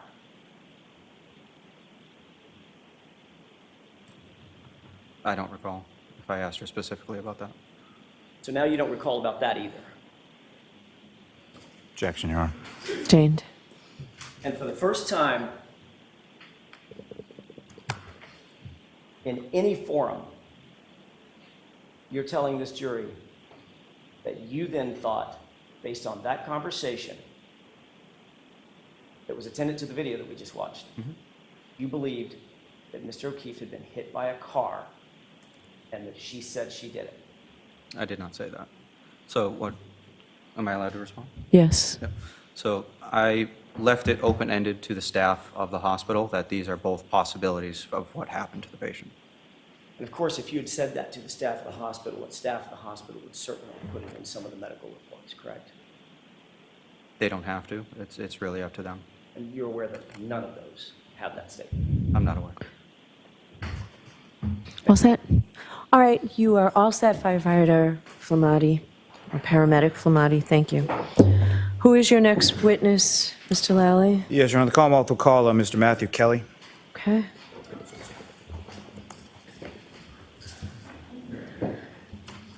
Your Honor, may I approach just to retrieve the exhibit? Sure. I think it's still up there.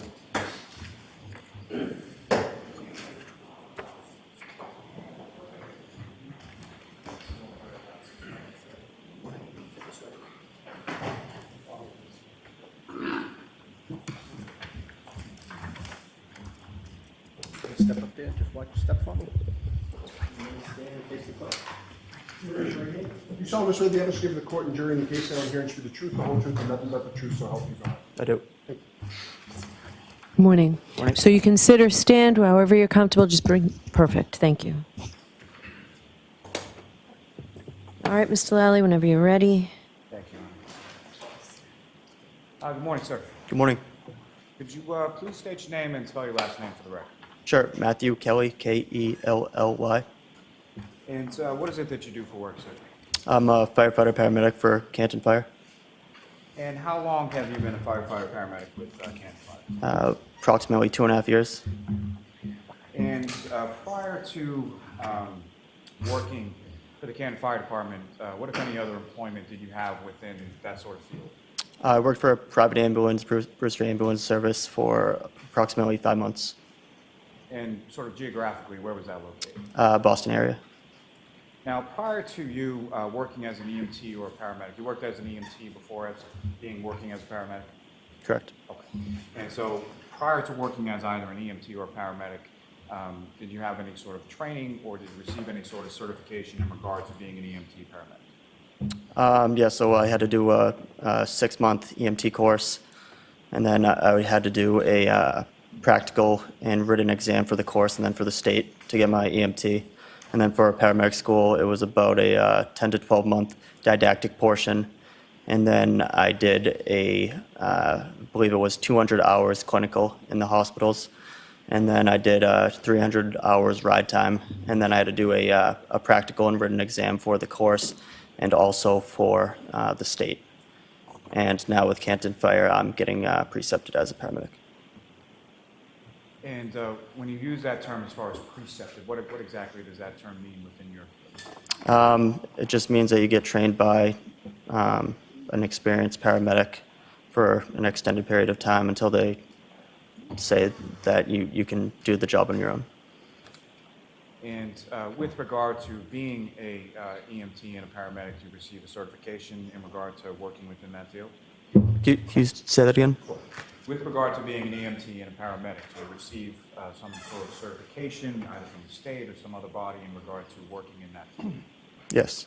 Do you have certification in regard to both? Yes. And is that certification up to date at this point? Yes, it is. Sir, if I could turn your attention to January 28th, the evening of that, into January 29th, 2022. Were you working with the Canton Fire Department that day? Yes, I was. Do you recall what kind of shift you were working on that day? 24-hour shift on the ambulance. And which station house were you assigned to on that day? Station 1, And that's located where within the town of Canton? 99 Revere Street. And you were assigned to the ambulance, is that correct? Correct. And who, if anyone else from your department, was assigned to the ambulance along with you? Paramedic Anthony Flematti. And on that morning of January 29th, do you recall about what time that you woke up on that day? I believe it was about 4:45 a.m. And when you woke up, what, if anything, is it that you did with regard to your duties and responsibilities around Fire Station House 1? So we woke up a little bit early to shovel off the apron, shovel off the parking lot, and just prepare for the new shift coming in. And just briefly, sir, so when you go outside to shovel, what, if anything, do you recall about sort of the weather conditions and what they were at that point? There was snow on the ground, it was snowing, high winds, low visibility, still dark out. And do you recall being dispatched to a call shortly after 6 a.m.? Yes, I do. And what was that call, or what was that dispatch in regard to, and where specifically were you dispatched? It was unresponsive male in the snow on Fairview Road. And that area of Fairview Road, through your work with the Canton Fire Department, are you familiar with that specific area? Yes. And you respond in the ambulance, is that correct? Correct. Who, if anyone, goes along in the ambulance with you? Flematti was in the passenger seat, and then paramedic Tim Nuttall was in the back. And who was driving? I was driving. And in addition to the ambulance, ambulance 1 that you were in, what, if any, other sort of vehicles or apparatus responded from your station to Fairview Road? We also had an engine and our shift commander SUV. And if you recall, who was the shift commander in the SUV? Shift commander was Captain Wendell Robbery at the time. And Captain Robbery is now the chief of the Canton Fire, is that correct? Correct. And as far as the engine was concerned, who, if anyone, was assigned to the engine and responded to the call as well? It was Lieutenant Greg Woodbury, firefighter, paramedic Katie McLaughlin, and firefighter, paramedic Frank Walsh. And as you're driving from the station house to Fairview, what, if anything, do you recall about weather conditions, visibility, anything like that along your way? Just heavy snow and wind, real low visibility, good amount of snow on the ground, so I was just trying to take it slow so we didn't spin out or drift or anything like that. And can you describe for the jury sort of the route that you took from the station on Revere Street to Fairview Road that morning? Yep, we took a right onto Revere Street, left onto Sherman Street, right onto Chapman Street, and then a left onto Fairview. And as you're driving down Fairview, what, if anything, can you tell the jury about sort of the elevation of that roadway as you go from Chapman down to where you stopped? It was a pretty steep, long road downhill. It was probably downhill for half of the way through Fairview. And because of that, I was just trying to go real slow, so we didn't drift down the hill. And one last question about driving, but as you're driving along, what, if anything else, did you observe as far as sort of other vehicular traffic on the roadway, any other cars, trucks, anything like that? Nothing until I saw the police cruiser at the scene. And so as you're approaching the scene and you're driving towards it, what, if anything, sort of first draws your attention to where you're going and where you stop? So it was just real low visibility, but we could see blue lights at the time, so just kept going towards the blue lights and knew that it would be in that area. Now, where do you stop in relation to the cruiser? I believe they were facing towards us, so we would be in front of them. And at some point, you're being dispatched for an unresponsive male party, correct? Correct. And so when you're pulling up to the scene, you see the cruiser, are you able to also see any sort of unresponsive male party? Not when I'm in the truck. I had to get out of the truck to see. And when was it and how far away from it were you at the first time that you observed the unresponsive male? Once I got out of the truck, I was probably had to be about like 5 feet away until I could see the victim. And at this time when you're arriving, sometime shortly after 6 a.m., is it light out, dark out, or something else? It's dark. And just so we can stop saying unresponsive male, at some point you identified who the patient was that you eventually treated and transported? Correct. Okay, and who did you identify him to be? Mr. O'Keefe. The John O'Keefe, is that correct? Correct. So you get out of the vehicle, you all get out at the same time, is that correct? Relatively, yeah. And where is it that you, firefighter Flematti and firefighter Nuttall, go? So we first go to pick up some of the bags and stuff that we would need to conduct a arrest, and then we just go straight over to the body and some people that were around there. And with regard to the bags that you retrieved, what kind of bags are we talking? We'd take like a first-in bag that has miscellaneous stuff. We'd take an airway bag, and we would take a cardiac monitor. And when you indicate, as far as where Mr. O'Keefe was, who, if anyone else, or what, if any other people were in that same area? Can you say that one more time? When you first go over to where Mr. O'Keefe is, who, if anyone, or how many other people are in that general area when you get Sure. I remember seeing a police officer and 2 women. And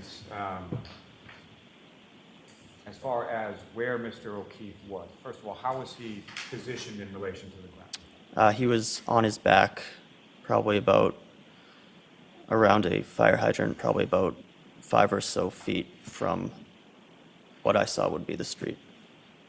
So you believe about 5 or so feet in from the road, correct? Correct. Now, with regard to Mr. O'Keefe, when you first come over, what, if anything, did you observe as far as snow on him or around him or in the area where he was? I don't really recall. Do you recall how Mr. O'Keefe was dressed when you first get over there? I believe he was wearing a hoodie, like a sweatshirt, and jeans, and remember he had one shoe on, but forget which shoe it was. You don't recall which shoe it was, but there was one shoe on his foot at that point? Correct. And when you first arrive at this patient, at Mr. O'Keefe, what is it that you and the other firefighters are doing in regard to treatment at that point? So the other firefighters were checking for a pulse, and then after that I was getting some of the supplies, and then we would start compressions and start moving them into the ambulance so we could get a better look at them and what we were doing. When you say start compressions, what kind of compressions are you referring to? CPR. The chest compressions, is Yes. that correct? And based on your training experience, is there some sort of protocol as to how long one individual should be doing chest compressions? So we want early and continuous chest compressions for as long as the person is pulseless. We will take breaks in order to check for a pulse and check for any rhythm changes. And so when breaks are taken, is that one person that's doing those same compressions the entire time, or is it switched off or something else? We try to switch off every few minutes. Now, when you first approach where Mr. O'Keefe is on the ground, what, if any, sort of injuries, if at all, did you observe on Mr. O'Keefe at that time? On the ground, I didn't observe any injuries or recall seeing any injuries at the time. It wasn't until got him in the ambulance that I saw some injuries.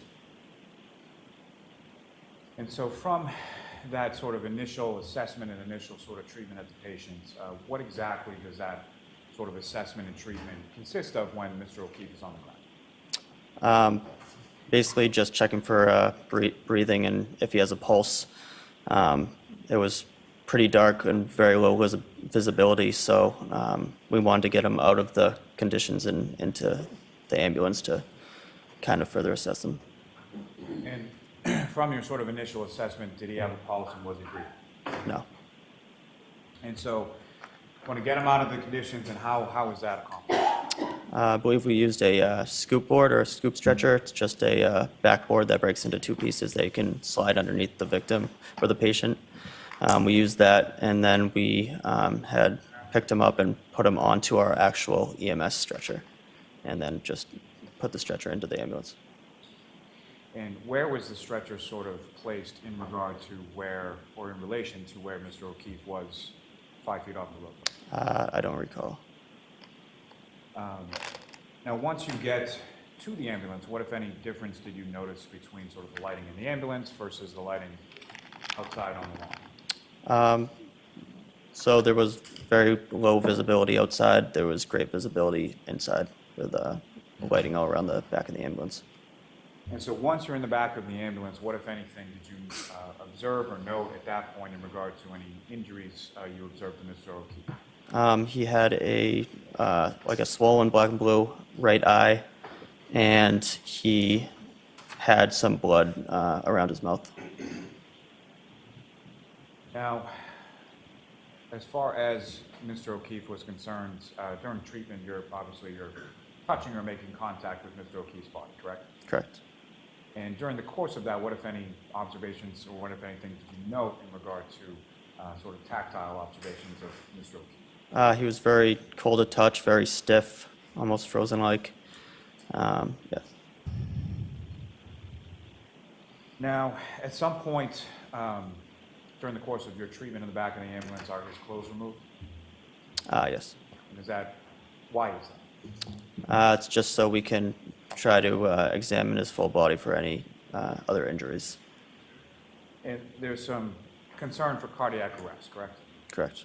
Can you explain, are you familiar with that term? Yes. Can you explain to the jury what your understanding based on your training and experience is as what is cardiac arrest? Sure. It would be when a person has a lethal cardiac rhythm where they no longer have a pulse.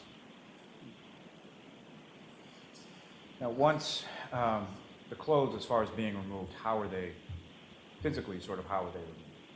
I believe they were probably cut off with trauma shears. And once the clothes are removed with the trauma shears, what, if any, additional observations did you make of injuries to Mr. O'Keefe's body? There was some lacerations on his right upper extremity.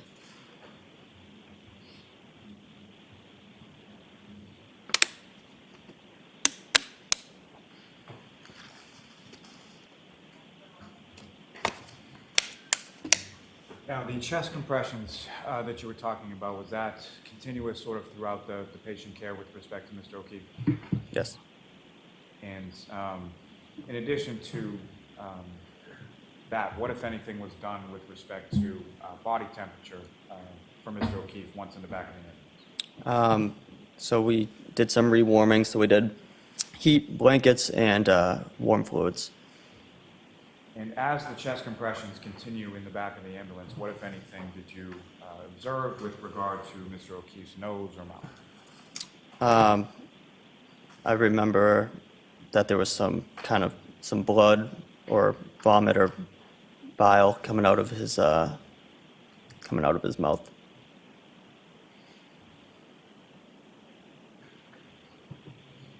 Now, turning your attention to back outside of the ambulance, taking you back there for a moment. You indicated in your testimony that when you arrived there, you observed 2 females in the area where Mr. O'Keefe was. Is that correct? Correct. Can you describe anything as far as what they looked like or anything about those 2 females that you saw? I just remember they were white, looked to be between 35 and 45 years old, I would say, and average build and height. What, if any, sort of distinguishing characteristic did you observe between one or the other? I remember one had some red stuff around her mouth. I was thinking it could be blood. And that individual that you observed with red stuff that you thought could be blood around her mouth, what, if any, observations did you make of her as far as her demeanor or anything like that? She was just acting kind of erratic and kind of running around screaming different things. And as far as the different things that she was screaming, what, if anything, do you recall specifically hearing her screaming when she was running around? It was just something like, he's dead, he's fucking dead.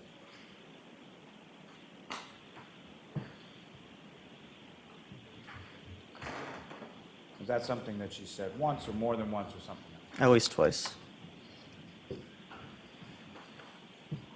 As far as that sort of phraseology, was that consistent throughout? I would say so, yes.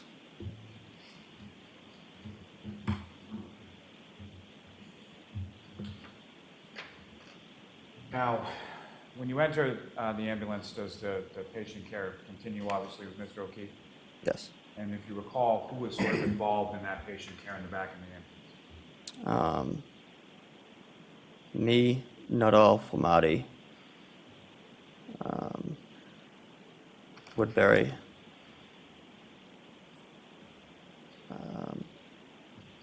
Walsh, and McLaughlin came in a little bit later. I'm not sure if she did any patient care or not. So the majority of the people from your department that responded to the scene at one point or another were involved in patient care with regard to Mr. O'Keefe. Correct. Now, you drove the ambulance to Fairview, is that correct? Correct. And so for the transport from Fairview, what hospital did you go to? Good Samaritan. So for the transport from Fairview to Good Samaritan, who drove the ambulance then? McLaughlin. And so firefighter McLaughlin's driving, where are you located within the ambulance? I was in the back with Nuttall and Flematti. Do you recall sort of specifically what, if anything, you were doing with regard to patient care during the transport phase? So I was just helping them. Transport phase, I was doing compressions before, but we had switched them over to a automatic compression device. So I was just involved in helping ventilate and suction. And was there who, if anyone else in the back of the ambulance was also sort of working on the airway portion, do you recall? I believe Nuttall, and I forget who else. Now, during the course of transport from the scene when you arrived to Good Samaritan, what, if any, change did you note in reference to Mr. O'Keefe as far as heart activity, respiratory, anything of the like? No changes.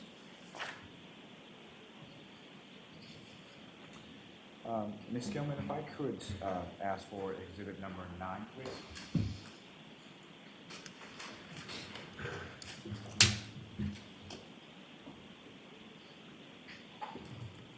Firefighter Kelly, I'm just directing your attention to the screen and what's been marked as exhibit number 9. Do you recognize that? Yes. And what do you recognize that to be? The location of the scene. For the house that you responded to on January 29th, is that correct? Correct.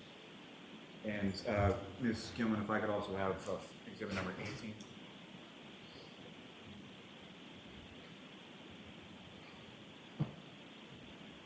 And again, sir, just directing your attention to the screen, do you recognize the photograph that's up on the screen?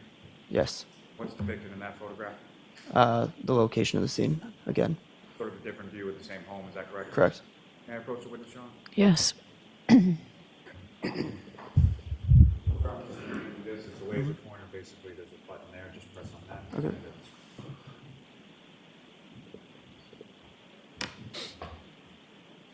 Firefighter Kelly, with using that laser pointer that you have now before you, if you could, please direct the jury's attention on the screen to whereabouts you located Mr. O'Keefe in that supine position when you first arrived.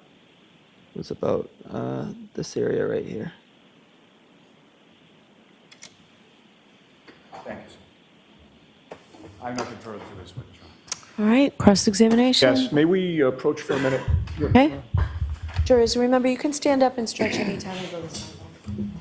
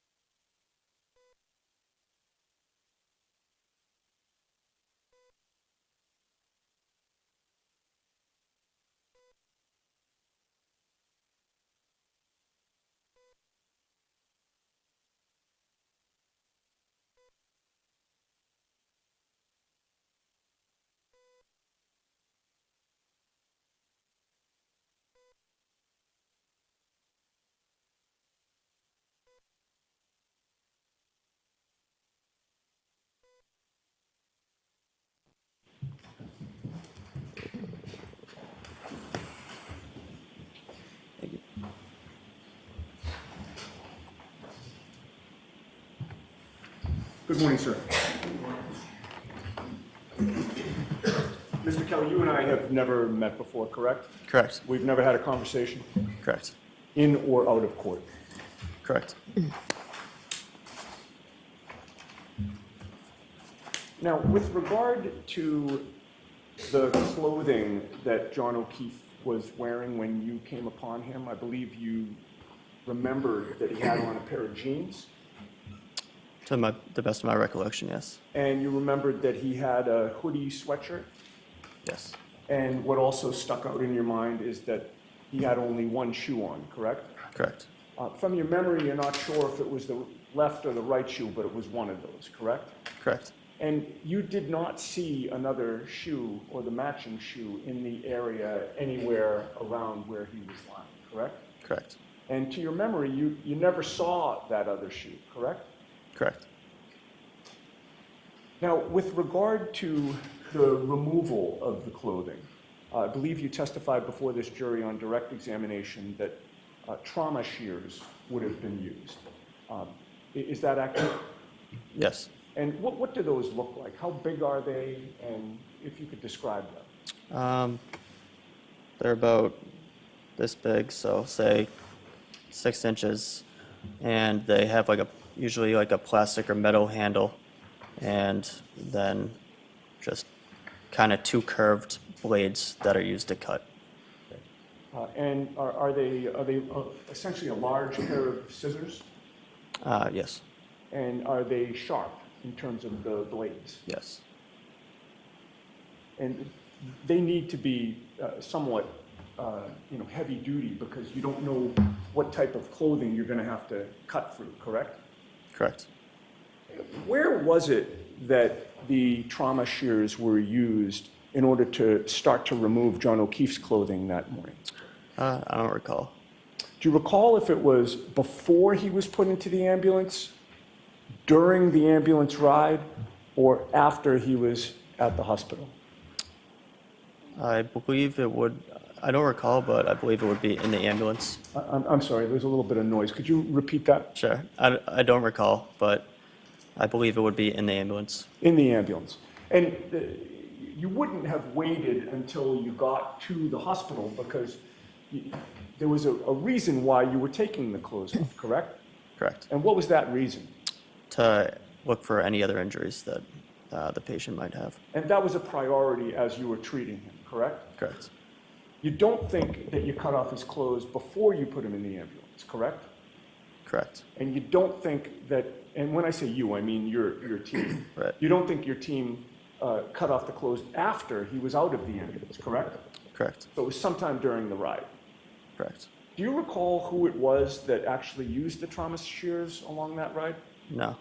Do you recall at what point during the ride? Would it have been sort of the beginning of the ride, or would it have been toward the end? Toward the beginning. Now, with regard to the clothing that was cut, do you recall if it was the sweatshirt, the jeans, or both? I don't recall. Do you think, or is your memory that the hoodie sweatshirt was left on him without being cut?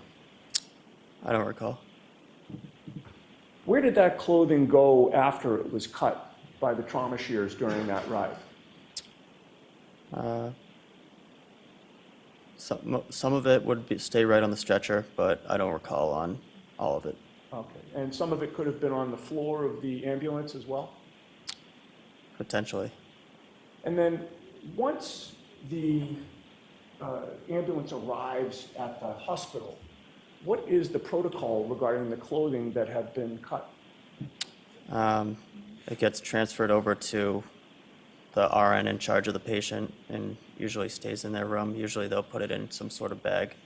Okay, and is the clothing put in the bag? Does somebody meet you out at the ambulance in order to collect the clothing, or do you bring the clothing into the hospital in order to transfer it to an RN? We bring it in. And do you recall who it was that brought in that clothing? No. Who was with you at that time going into the hospital from the ambulance? Nuttall and Flematti. So it had to be one of the three of you that delivered that clothing to an RN, correct? Correct. Do you know if all the clothing was delivered to an RN or if some stayed in the ambulance? I don't recall. And once you give the clothing to the RN, do you see where she takes it? I don't recall. Did you go into the treatment room wherever John O'Keefe was brought once he was at the hospital? Yes.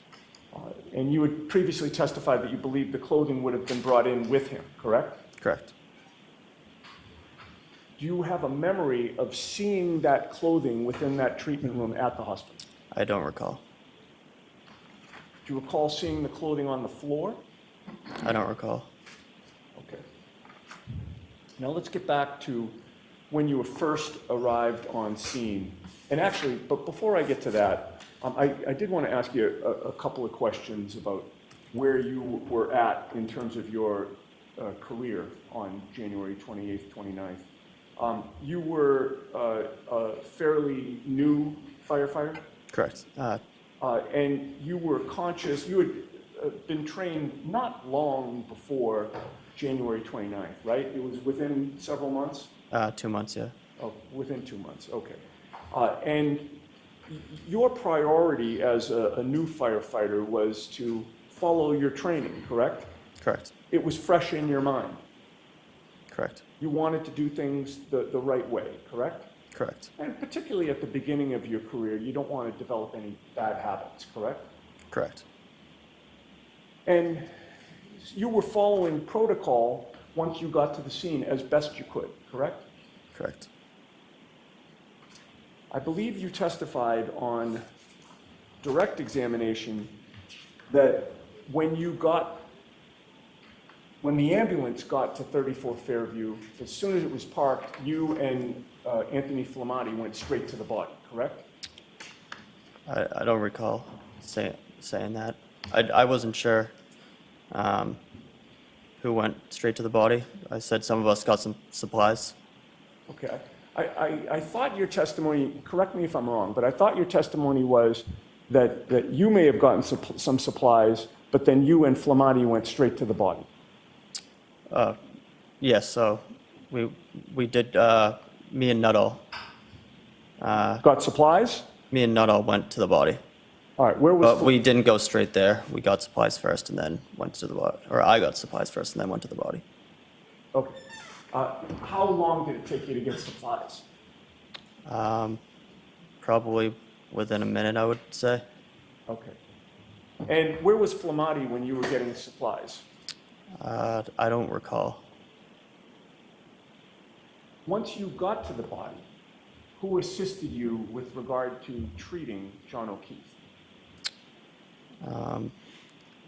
I believe it would be the people who were on scene with me. Who would that have been? Flematti, Nuttall, Walsh, McLaughlin, Woodbury, and Robery. Okay. So is it your testimony that your memory is that 5, 6, however many people were there with you, all were hovered over John O'Keefe doing treatment on him? Not treatment, but getting supplies, getting the stretcher. We're all working together, but we weren't all involved in the treatment portion. Sure, and the treatment was essentially CPR, correct? Correct. Chest compressions, Yes. and dealing with his airway as well? Correct. Which of your coworkers and/or you were directly involved with the CPR, the chest compressions, and the airway issues? I recall that I was doing compressions and helping suction and ventilate in the ambulance, but I do not recall who else was partaking in that. Okay.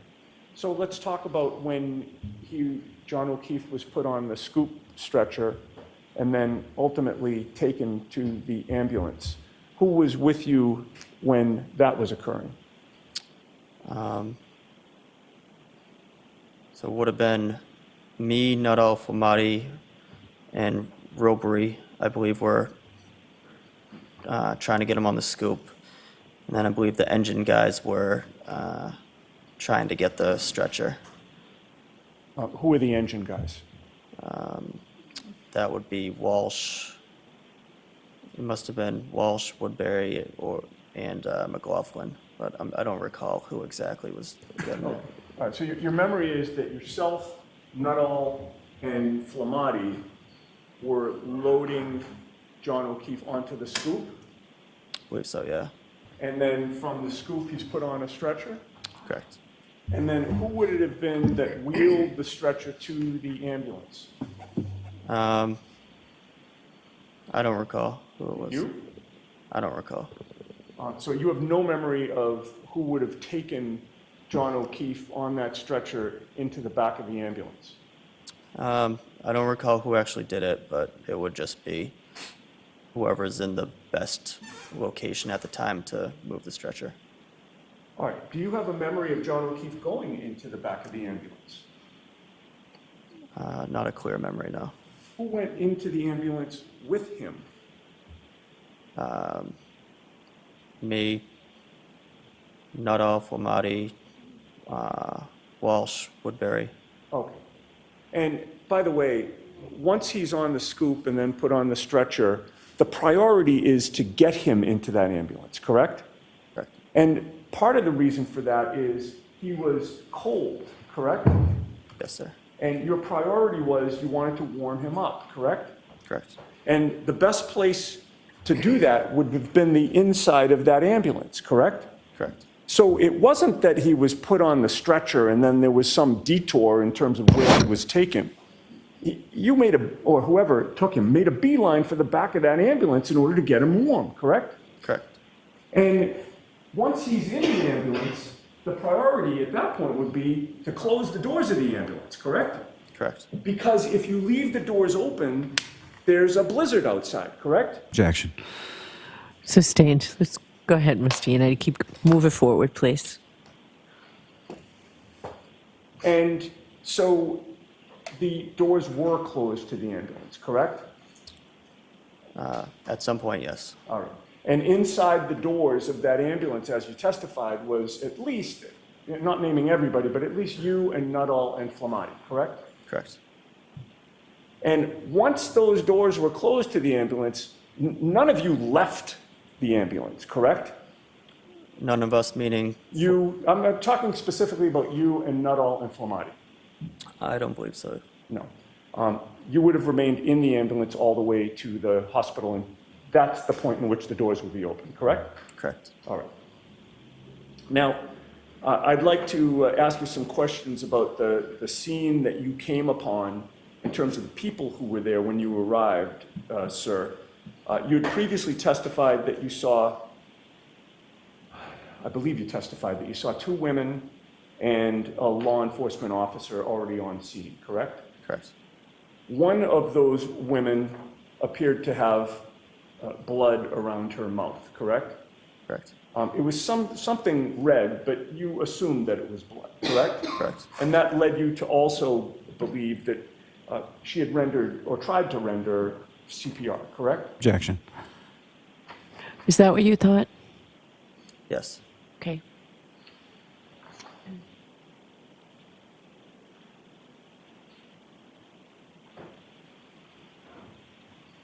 And while you were on scene, it was the woman who had the blood around her mouth who appeared to be most upset, correct?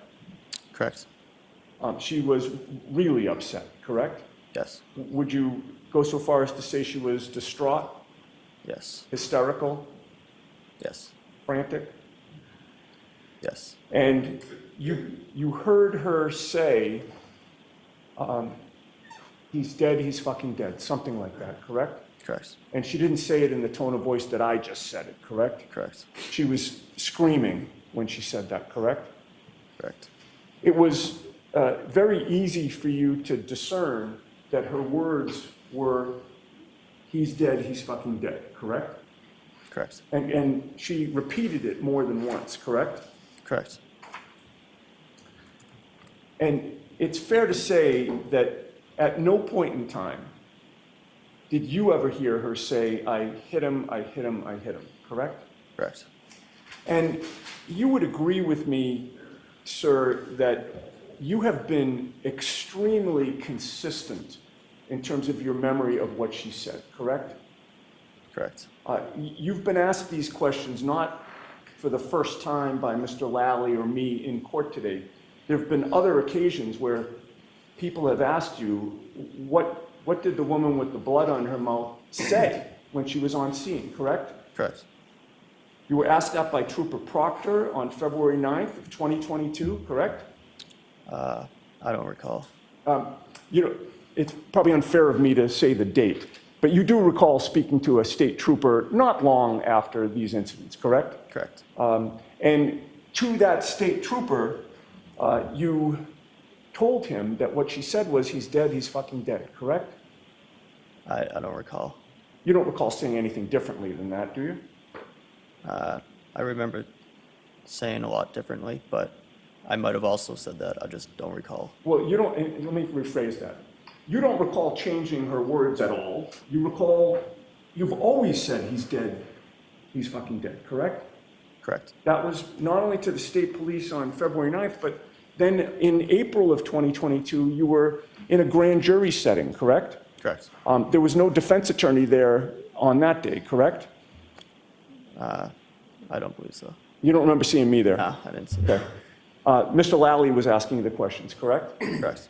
And there, you also said that what the woman with the blood on her mouth said was, he's dead, he's fucking dead, correct? Correct. And you've testified to that today. Yes, sir. You've never changed that story, correct? Correct. And that is because the truth does not change, correct? Correct. All right. At this point, I'd like to play a 15-second portion of a video, which I would offer as the next exhibit, Your Honor. Okay, so we'll watch it and then you Thank can you offer very it. much. With no narration, right? Never. And before you start, I'm not as interested in the video, sir. I'm interested in the audio. So if you could, listen as best you can. Sure.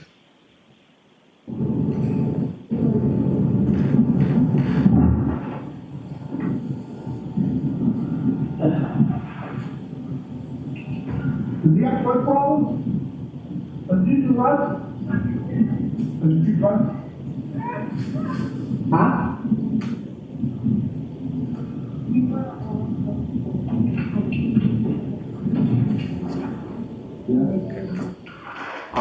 Would you agree with me, sir, that we heard what you heard that night, which is, he's dead, he's fucking dead? It was kind of hard for me to hear. Okay. I heard about does he do drugs? I couldn't really hear the background. If I may have a moment, Your Honor. Okay.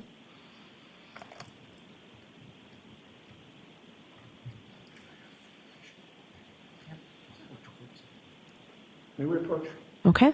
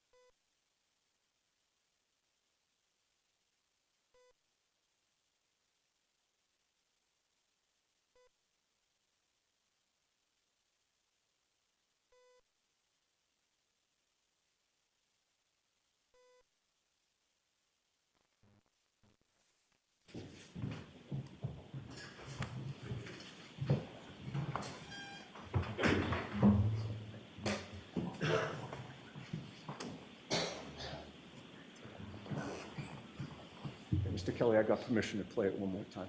I'll try my best. So again, and by the way, before it's queued up, I would direct your attention more toward the beginning of that 15 seconds. As there are things that happen, I think, that you heard at the end, but you tell us if you can hear, or what you can hear. Okay.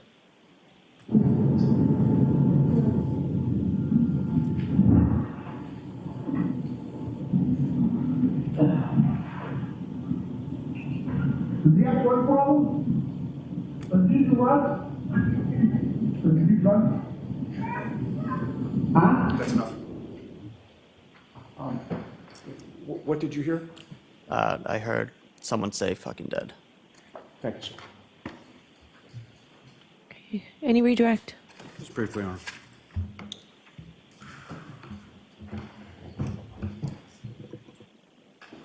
Mr. Kelly, from that video that was just up on the screen, you indicated that when you got to the scene, you saw the cruiser and parked sort of behind the cruiser, correct?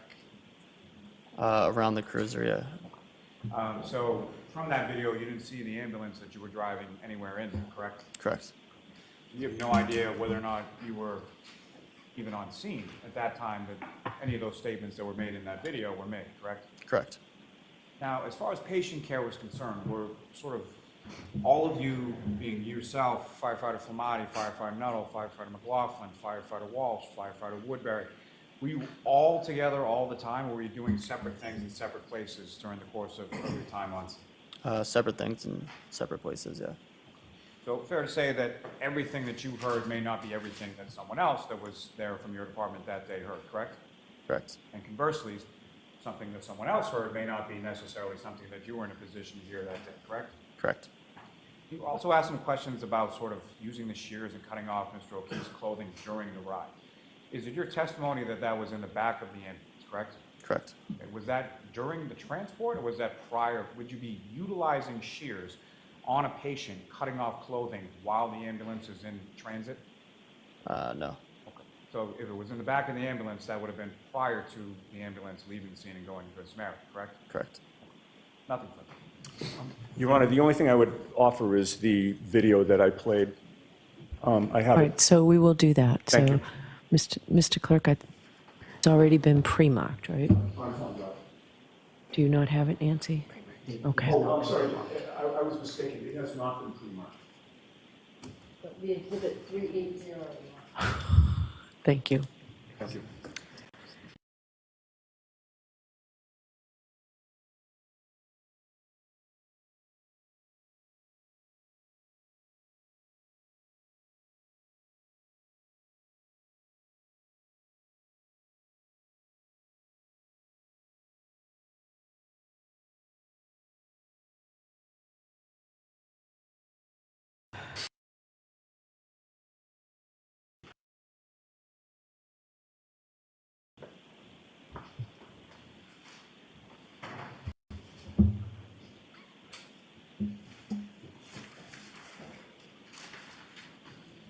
Your next witness. Yes, Your Honor. The Commonwealth will call Mr. Francis Walsh to the stand. Okay.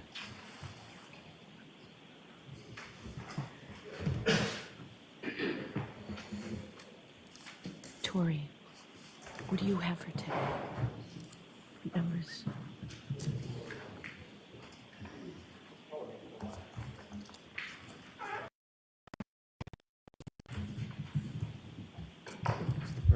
Watch your step.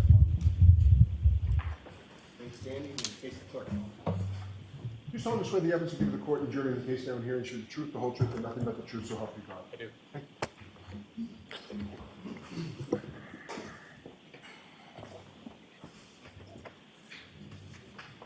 Okay, whenever you're ready, Mr. Lally. Thanks, Your Honor. Good afternoon, sir. Good afternoon. Could you please state your name and spell your last name, please? Francis Walsh, W-A-L-S-H. And what do you do for work, sir? I'm a lieutenant paramedic with the Canton Fire Department. And how long have you been a firefighter paramedic with the Canton Fire Department? Just shy of 10 years. And you indicated that you have the rank of lieutenant, is that correct? That's correct. And how long have you been a lieutenant with Canton? Since September of last year. Now,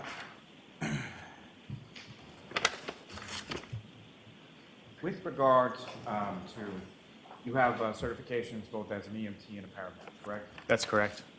And with regard to those certifications, when was it first that you sort of received those? I received my paramedic certification in June of 2014. That's when I was officially certified. And is that something that you've been subject to sort of continuing educational components and recertification since then? Yes, yeah, every 2 years we have to recertify and take continuing education classes. And is your certification up to, is your certification up to speed at this point? Yeah, it's current. I just recertified last month, actually. Now, if I could turn your attention to the evening of January 28th into January 29th, 2022. Do you recall that day? I do. And were you working that day with the firefighter? I was.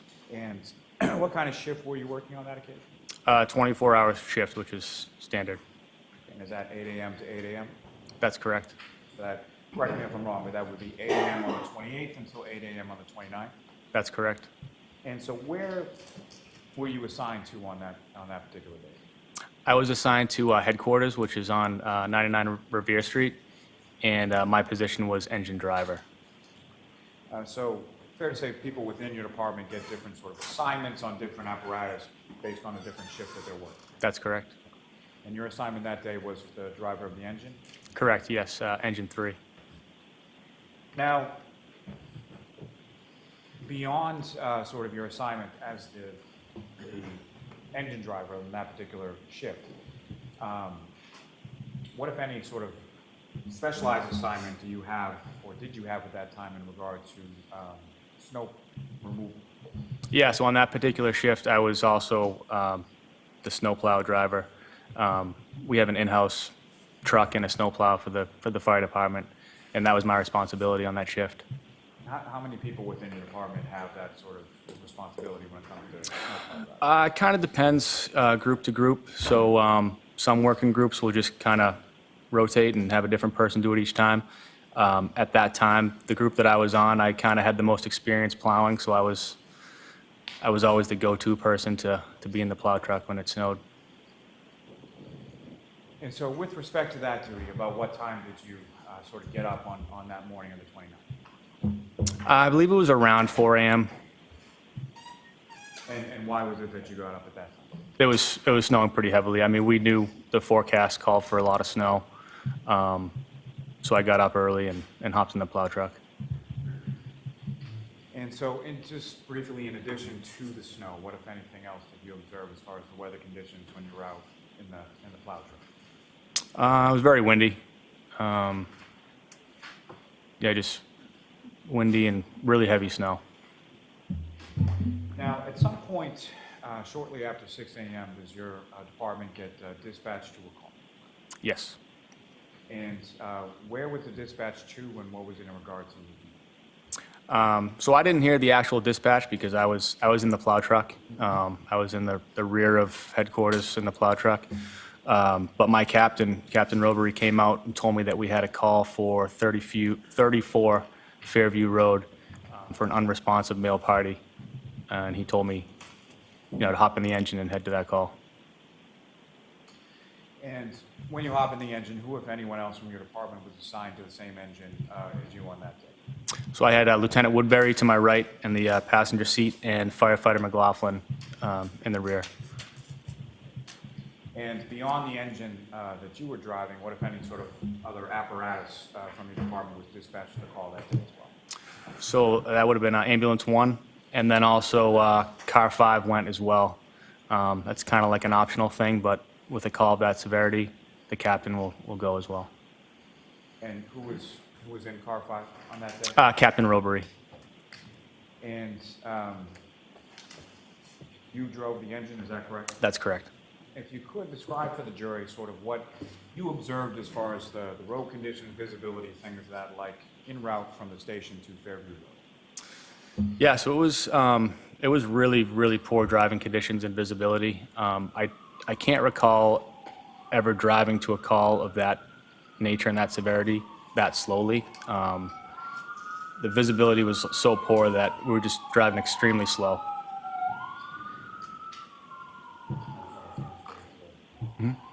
Sirens go further away. Okay. And from,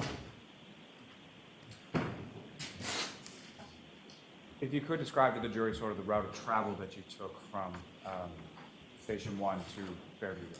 Sure. So out of Station 1, take a right onto Revere Street, and then a left onto Sherman Street, a right onto Chapman Street, and then a left onto Fairview. Now, if you recall, what was sort of the order? You're all sort of dispatching, you're all sort of responding around the same time, being Car 5, the ambulance, and the engine, correct? Correct. And if you recall, what was sort of the order of the vehicles in response? So Engine 3, we were the last vehicle for the fire department to arrive on scene. So when we arrived on scene, Ambulance 1 and Car 5 were already on scene. And if I could ask, just sort of, as you're turning onto Fairview Road and you travel down it, what, if anything, do you know about sort of the elevation of the roadway as you're driving down through it? It's a downhill grade. Yeah, it gets a little bit steep at one point. And the residence that you eventually stopped at or responded to, where was that in location in reference to when you first turn on a Fairview, about how far down is the residence that you eventually go? Pretty far down. I believe it's one of the last houses on Fairview. And the residence that we're talking about is, from your perspective, when you're driving down there, is that on your left or right or something else? Left. And as you're approaching the scene, what is it sort of that you see before you as, how do you know where to stop and where you're going? Yeah, so, I mean, like I said, visibility was really poor, but there was Ambulance 1, Car 5, at least a couple of police cruisers on scene before us, so it's kind of hard to miss that. So that's how we knew where to stop. Now, in regard to, you're responding to an unresponsive male, correct? Correct? And just to be clear, at some point you were able to identify, or you were told what the identity was of that unresponsive male patient, correct? That's correct. And what was his name? John O'Keefe.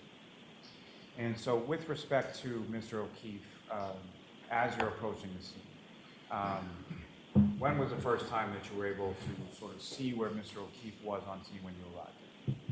It wasn't until a little bit after we actually arrived on scene that I could see the patient, because as we pulled up, the ambulance was blocking our line of sight to where the patient was, so I couldn't see him right away. And what was sort of the I know you talked about visibility, but as far as, had the sun come up yet? No, it was pitch black. And so when you arrive on scene, what is it that you and sort of the other people on your engine are doing in relation to patient treatment of that? So at that point, I got out of the engine and I started walking towards where the ambulance crew was. But at that point, firefighter McLaughlin was coming around to the rear of the ambulance to get the stretcher out. So I went directly to that to give her a hand with that. And we proceeded to bring that around the front of the ambulance where firefighter Nuttall, Flematti, and Kelly, and I believe Captain Robery were working on the patient. Now, in reference to where patient Mr. O'Keefe was, where was he? Could you see sort of how he was positioned in reference to the ground? I could see the other firefighters and captain that I just mentioned had just put him on the backboard at the first time that I saw him. I'd say that was like roughly 10 feet in from the road. And to that point, how were you able to say that it was approximately 10 feet in from the road?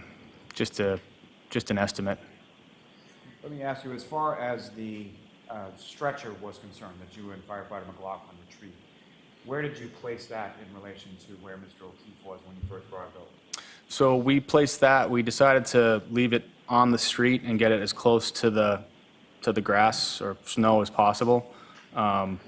It was unspoken, but we knew that we didn't want to put the stretcher onto the snow because it would be too unstable, so we put it right up against the curb, so right at the edge of the street where the street meets the yard. And so you put the stretcher basically right up against the curb, and Mr. O'Keefe was approximately 10 feet from that. That's correct. And with respect to positioning the stretcher, was that parallel with the curb or perpendicular to it, or how was it positioned? Parallel. And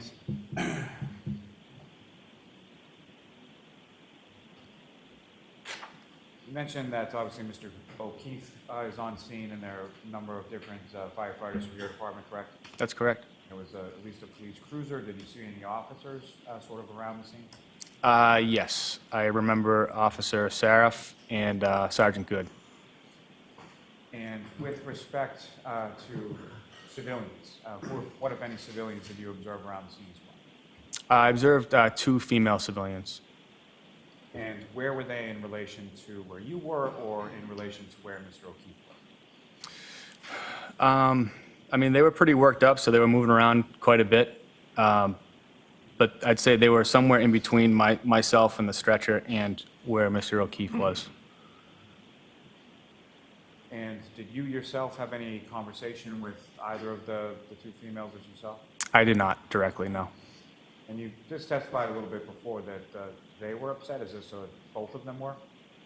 Yes, yes. And what, if anything, leads you to that sort of conclusion as far as their demeanor? What, if anything, did you specifically observe? I mean, I observed one of them like screaming and crying, and they were both just frantically like moving around a lot. As far as the one that you observed screaming or crying, do you recall specifically what, if anything, that person said? All I recall her saying was, "Is he alive?" Now, with respect to Mr. O'Keefe, as far as his clothes, what, if any, observations did you make of his clothes? The notable observation that I made was that he was missing one shoe, his right shoe. And where was Mr. O'Keefe when you made that observation of missing one shoe? It was when we put the stretcher into the ambulance, the stretcher lifts up, so it's kind of right at my face, and that's when I noticed it. So at the time he was being placed in the ambulance, you only had one shoe based on what you saw? That's correct. Now, once Mr. O'Keefe is in the back of the ambulance, where did you go? So I stayed down at the feet. I was positioned right by his right leg. And what, if any, difference did you know between sort of the lighting conditions outside on the lawn versus the lighting conditions in the back of the ambulance? In the back of the ambulance, it was dramatically better.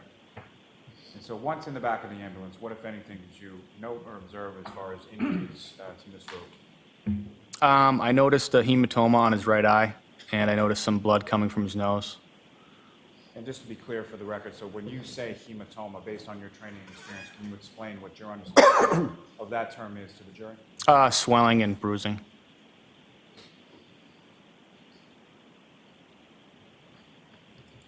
Now, at some points, with respect to the clothing that Mr. O'Keefe was wearing, what, if anything, did you or other firefighters or paramedics from your department do with reference to Mr. O'Keefe's clothing? We removed all of his clothing.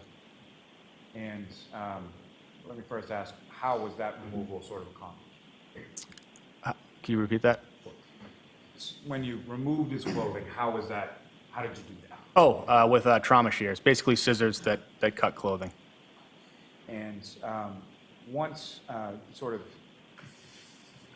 was that pursuant to some sort of protocol, or Yes. why was the clothing removed? On any trauma call, it's protocol to expose the patient so you can see all injuries and you don't miss any injuries.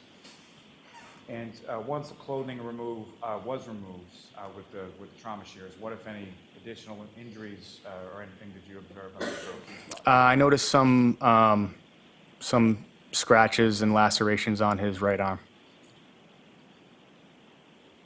Now, in reference to treatment in the back of the ambulance with regard to Mr. O'Keefe, what, if any, sort of role in that did you sort of assume, or were you sort of assigned by the lead paramedic? Yeah, so I was responsible for the IO drill and access. It's an intraosseous access. Can you explain to the jury sort of what that is and how that's accomplished? Yeah, so you do that instead of IV access. So when somebody's in cardiac arrest, it's really hard to get an IV. So what you do is you actually drill into a bone, and you can administer medication and fluids like into the bone marrow space. And so pursuant to, so Mr. O'Keefe was undergoing cardiac arrest, correct? Correct. Could you explain your understanding of that term based on your training experience to the jury? What is cardiac arrest?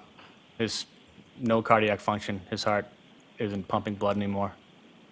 And so what, if any, sort of protocols are there as far as medication administration is there in reference to a cardiac arrest? Yeah, so the frontline medication for that is epinephrine. That's what we gave through the IO access. What is the purpose of the epinephrine?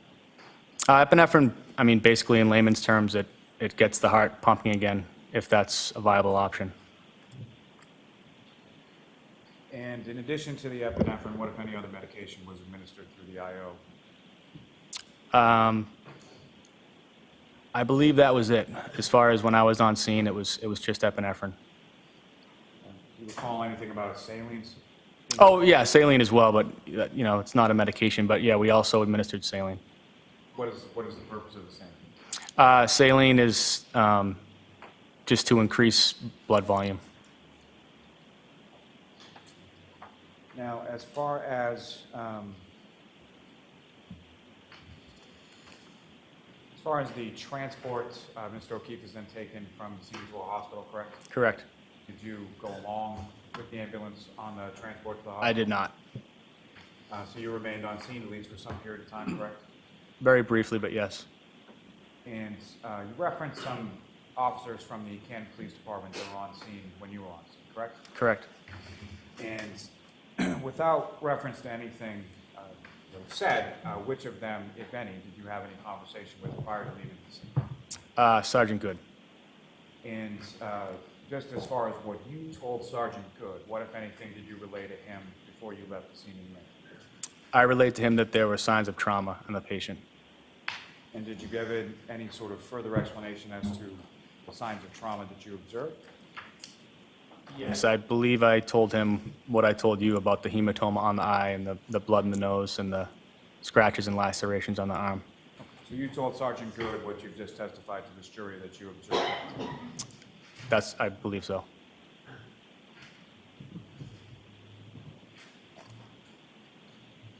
Ms. Kilman, if I could ask for exhibit number 18.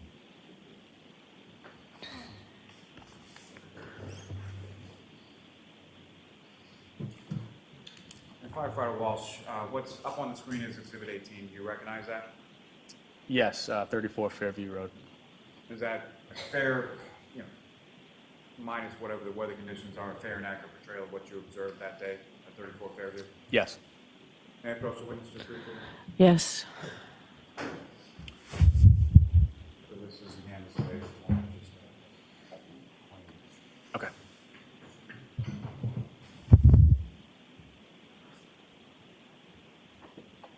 And so firefighter Walsh, if I could ask, using that laser pointer, if you could direct the jury's attention to where within this photograph, if you see it, that you observed Mr. O'Keefe's body when you first arrived. Right in that general area. Thanks. May I have one moment, Your Honor? Yes.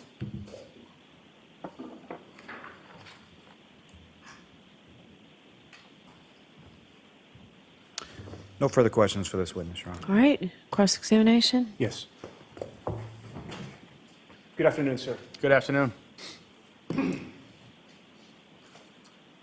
I just want to ask you about the woman that you saw on scene who appeared to be screaming and crying. Would you agree with me that she stood out to you because she appeared to be the most upset Yeah, I would agree with that, yes. and the loudest? Yes, She appeared to be crying more than others, yes, and she was screaming, right? yes. And what you heard her say, I understand your testimony, was that she just said, "Is he alive?" Correct? That's what I recall, correct? In a loud voice, Yes, in a distraught voice, yes, while she was crying. correct. I have nothing further. There's nothing, Mr. Lally, right? No, Your Honor. All right, you are all set, sir. Thank you. Thank you. Who is your next witness? Ms. Katie McLaughlin.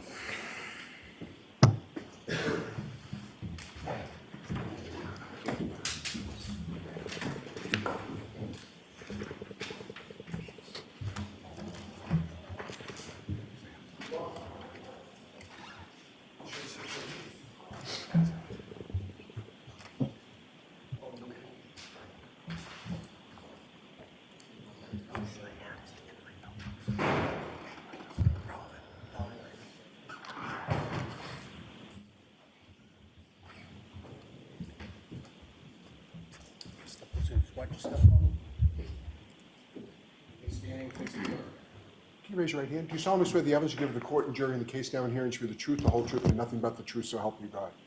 Thank you. You can have a seat. I just need you to speak into that microphone nice and loud.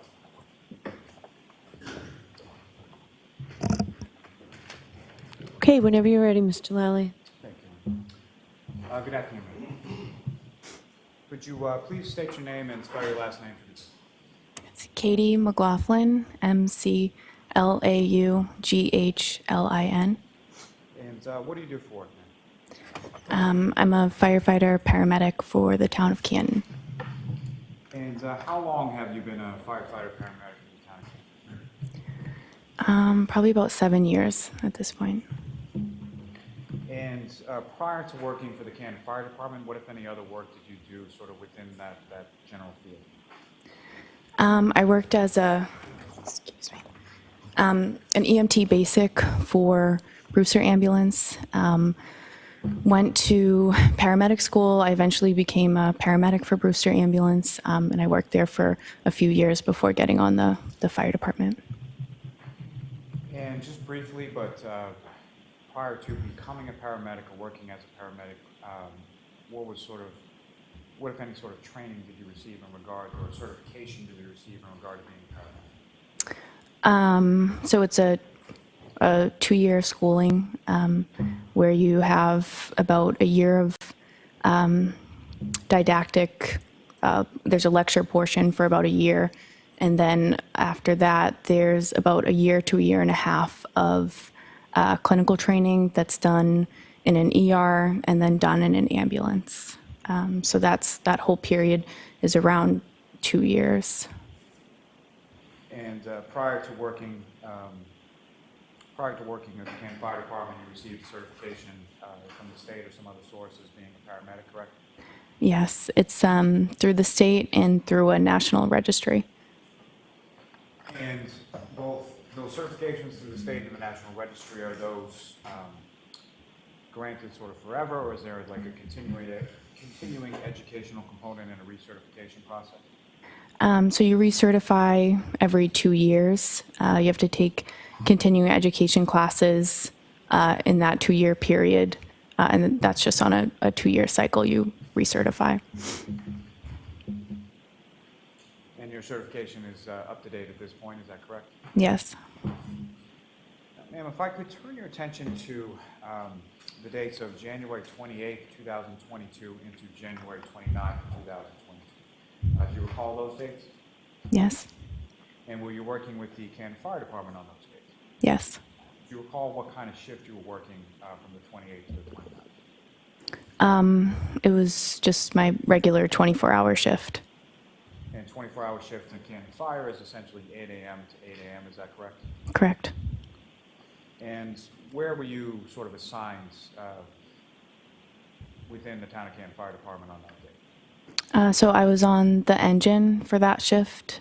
So I was the third person on the engine. There's an engine driver, there's an officer, and then there's a third person who's in the back.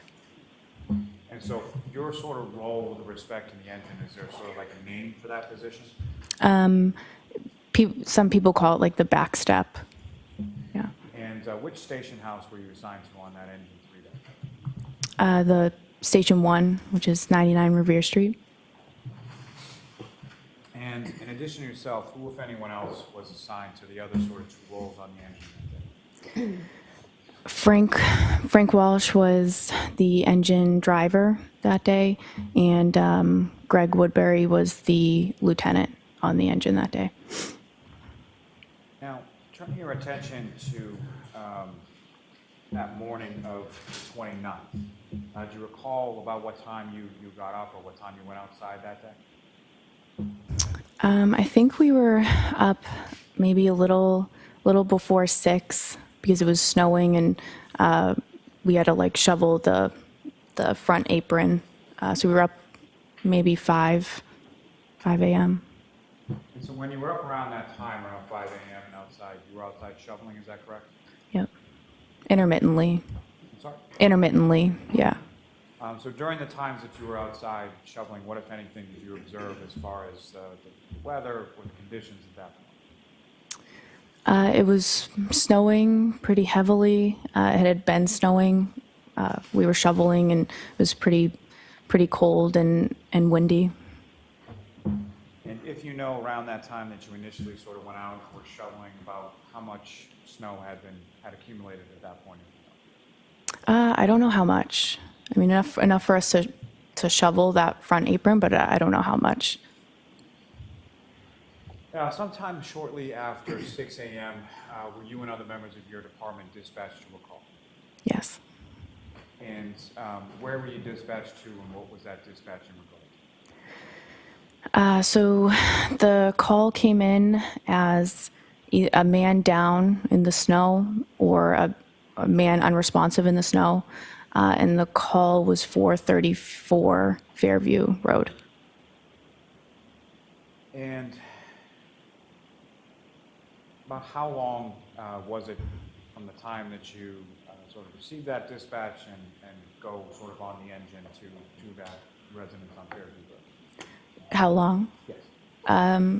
We're on the truck and going probably within a few minutes at most. And so in addition to yourself and firefighter Walsh and Lieutenant Woodbury, what, if any, other sort of apparatus from your station was dispatched to this call as well? The ambulance was dispatched as well, and I believe the command car 5, also was dispatched to the call. And as far as car 5, if you recall, who was in car 5? At the time, Captain Robery. And with respect to the ambulance, if you know who, if anyone, was assigned to the ambulance and went with the ambulance that day? Firefighter Kelly and firefighter Flematti were on that ambulance, and I believe Tim Nuttall was also there. He came in early, and so he jumped on the ambulance as well. And with respect to when you get to Fairview Road, do you recall what sort of order the vehicles were in as far as car 5, the ambulance, and the fire engine? I think car 5 was maybe first, and then the ambulance was in front of us, and then we pulled up behind the ambulance. And so when you sort of arrive on scene, pull up behind the ambulance, other than vehicles from your department, what if any other sort of vehicles did you observe or see on scene that day? I noticed there were multiple police vehicles and at least one civilian vehicle. Now, obviously, you're responding to a report of an unresponsive male party, correct? Yes. And when you're sort of first arriving on scene, or just in reference to when you arrived on scene, when was the first time that you were able to see that unresponsive party? So when I got out of the engine, I went right back to the ambulance to get the stretcher because I knew that from wherever they were, they seemed to be kind of off of the road. So I got the stretcher with firefighter Walsh, I believe, and then we brought the stretcher as close as we could to the patient, and that was like parallel to the curb, and that would be the first time that I observed them working on a patient. And so if I could just ask you, just with regard to sort of those duties as the backstep person, so what is sort of the duties and responsibilities of the backstep person on the engine to this kind of medical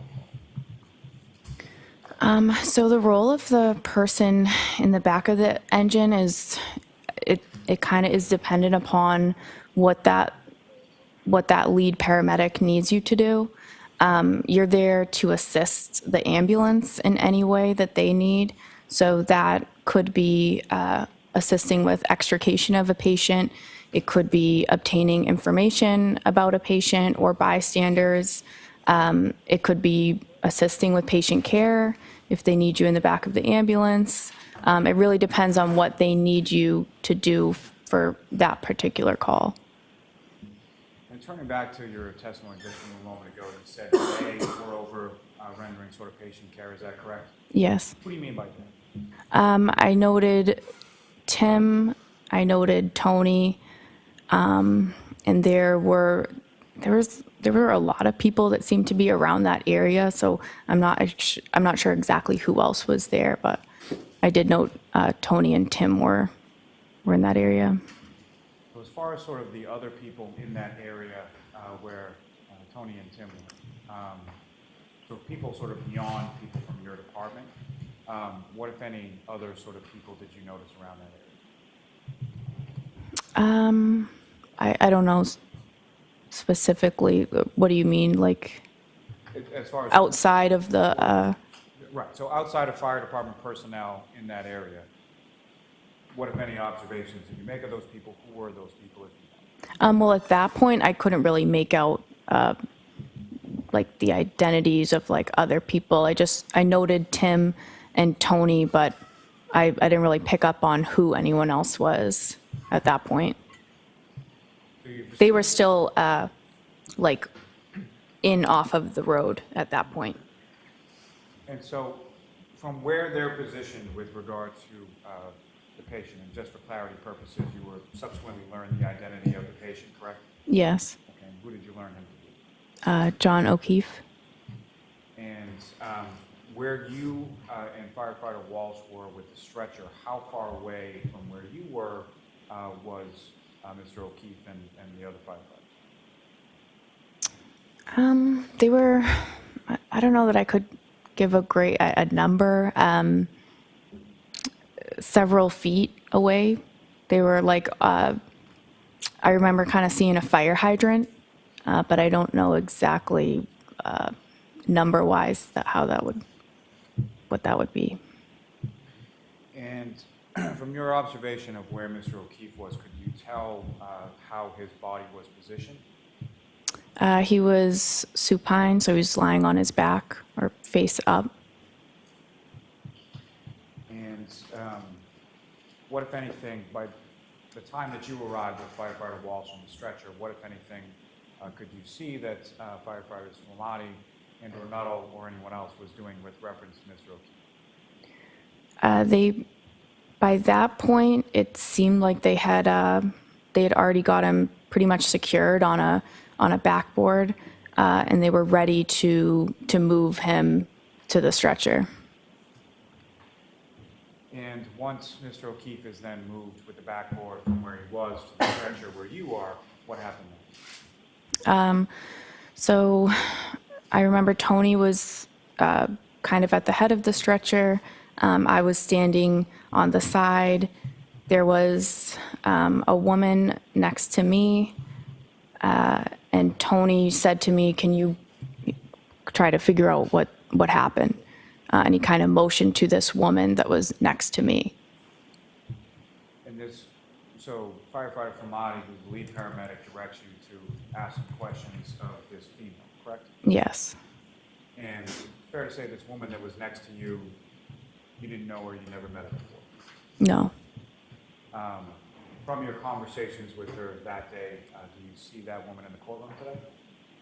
Yes. Can you just direct as to where she's seated or an article of clothing she's wearing? That's a record of reflect identification of the defendant by the witness, Your Honor. Okay. Now, with respect to this woman, she's standing next to you when you're at the side of the stretcher, correct? Yes. And what, if any, observations did you sort of initially make as far as her demeanor, or how was she sort of acting when you first started to engage her? She seemed very upset. Very upset. And when you say she seemed very upset, what about her did you observe that makes you say that? Just her facial expressions. She was just visibly distraught.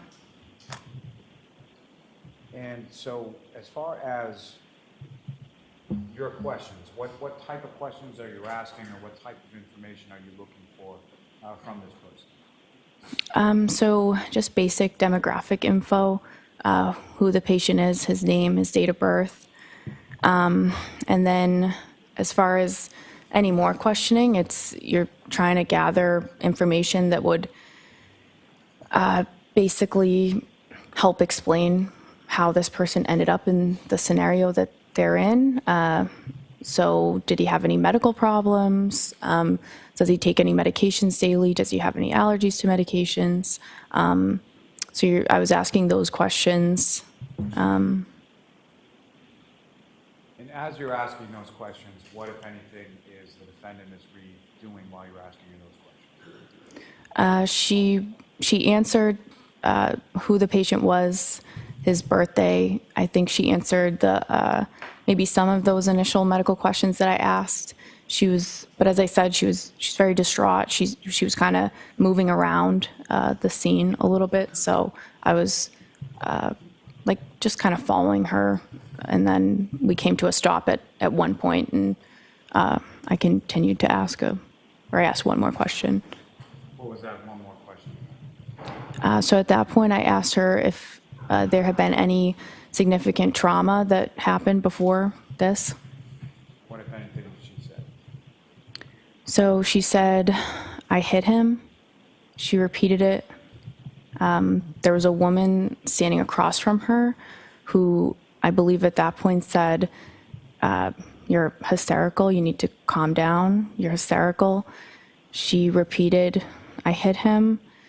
And there was a police officer who was in that vicinity kind of with us who replied, "You what?"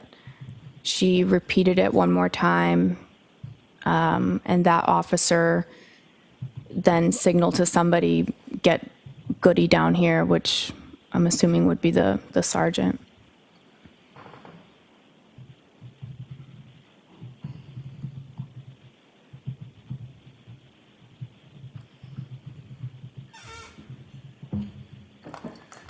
So when you have this conversation, if you recall, you mentioned that the other person who was across from you was just, was that somebody from your department, or an officer, or a civilian, or who was that? So I was standing, Karen Reed was to my right. There was another woman to the left of me, kind of across from her, and then there was a police officer kind of not directly across from me, but within within the same kind of area that was more closer to Karen, I would say. And do you know who that officer was? I don't. Do you know who the female or civilian person that was across from you? Do you know what that person's name is? No. And with respect to when Ms. Reed said this repeatedly, I hit it. Can you describe for the jury sort of the tonality of that? Like, how did she seem? She was very, very upset. She seemed hysterical, I would even say. Just very upset. But once you received that information, did you follow up with any other questions to Ms. Reed at that point? At that point, I did not. I have to drive the ambulance, so it's a time-sensitive situation, so I knew I had to drive the ambulance.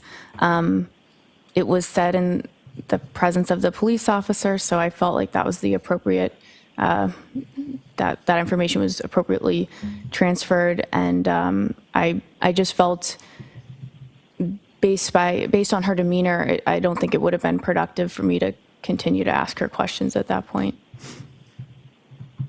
And so after asking and receiving that answer of I hit him, where did you go? So I went to the ambulance. And in reference to the ambulance, did you go to the back of the ambulance, the front of the ambulance? Where did you go? So I went to the back of the ambulance where the patient care was happening. And as far as the information that you had received from the defendant, did you relay that information to any of the other firefighters from your department in the back of the ambulance? I did. And do you recall who was there in the back of the ambulance when you relayed that? Tony was there, Tim, I think maybe firefighter Kelly, firefighter Walsh maybe might have been in there at that point. Now, as far as when you get to the back of the ambulance, what, if anything, did you do with reference to assist or help as far as patient care with regard to Mr. O'Keefe? I didn't assist or partake in any patient care. Now, prior to putting Mr. O'Keefe into the back of the ambulance and prior to your conversation with the defendant, what, if any, observations had you made during the brief time that you were on the side of the stretcher of Mr. O'Keefe and any injuries you observed? I noted he had injuries to his face. I noticed some blood from his nose, from his mouth, and most notably, he had some swelling to his eyes, mostly the right eye, and a laceration above the right eye. And same as far as when you went to the back of the ambulance to relay the information that you have been asked to obtain, what, if any, injuries did you observe of Mr. O'Keefe once he was in the back? Oh, I'm sorry. I observed those injuries in the back of the ambulance. I didn't observe those injuries while he was out on the stretcher. I didn't get a good look at him. So you really hadn't got a good look until you Right. went back. Right. Now, as far as you indicated, you drove the ambulance from Fairview. Where did you go to? Good Samaritan Hospital. And as you were driving that ambulance along the roads from Canton to Brockton, what, if anything, did you note as far as visibility, road conditions, things like that? There was poor visibility. The roads weren't plowed yet, so it took probably longer than usual based on the conditions. And I apologize, but if I can take you just a step back further for a moment, just in reference to when you're in the back of the ambulance, you indicated the injuries that you observed. What, if any, observations did you make as far as the clothing that Mr. O'Keefe was wearing? I noted that he was wearing jeans. I noticed a lighter, like a black zip-up jacket or sweatshirt. It was like a lighter jacket. I noticed he had one sneaker on, and that was it. You I don't. All right, could I see counsel for a second, please?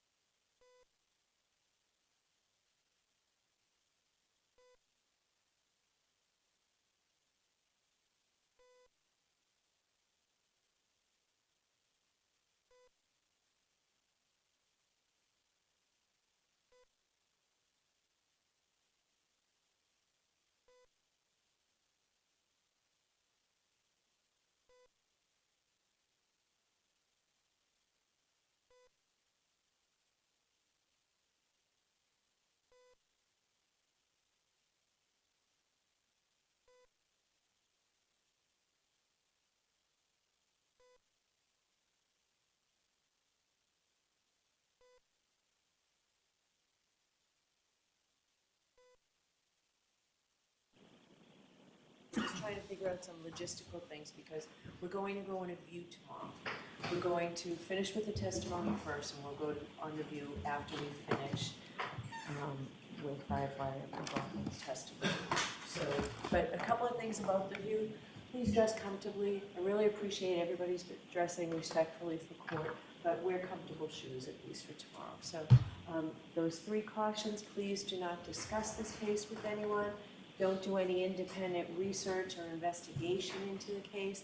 If you happen to see, hear, or read anything about the case, please disregard it and let us know. And for the view, I'll give you some preliminary instructions on that just before we leave. Okay, so we'll see you tomorrow. And tomorrow's a full day. All rise for the court, please. Skirts following.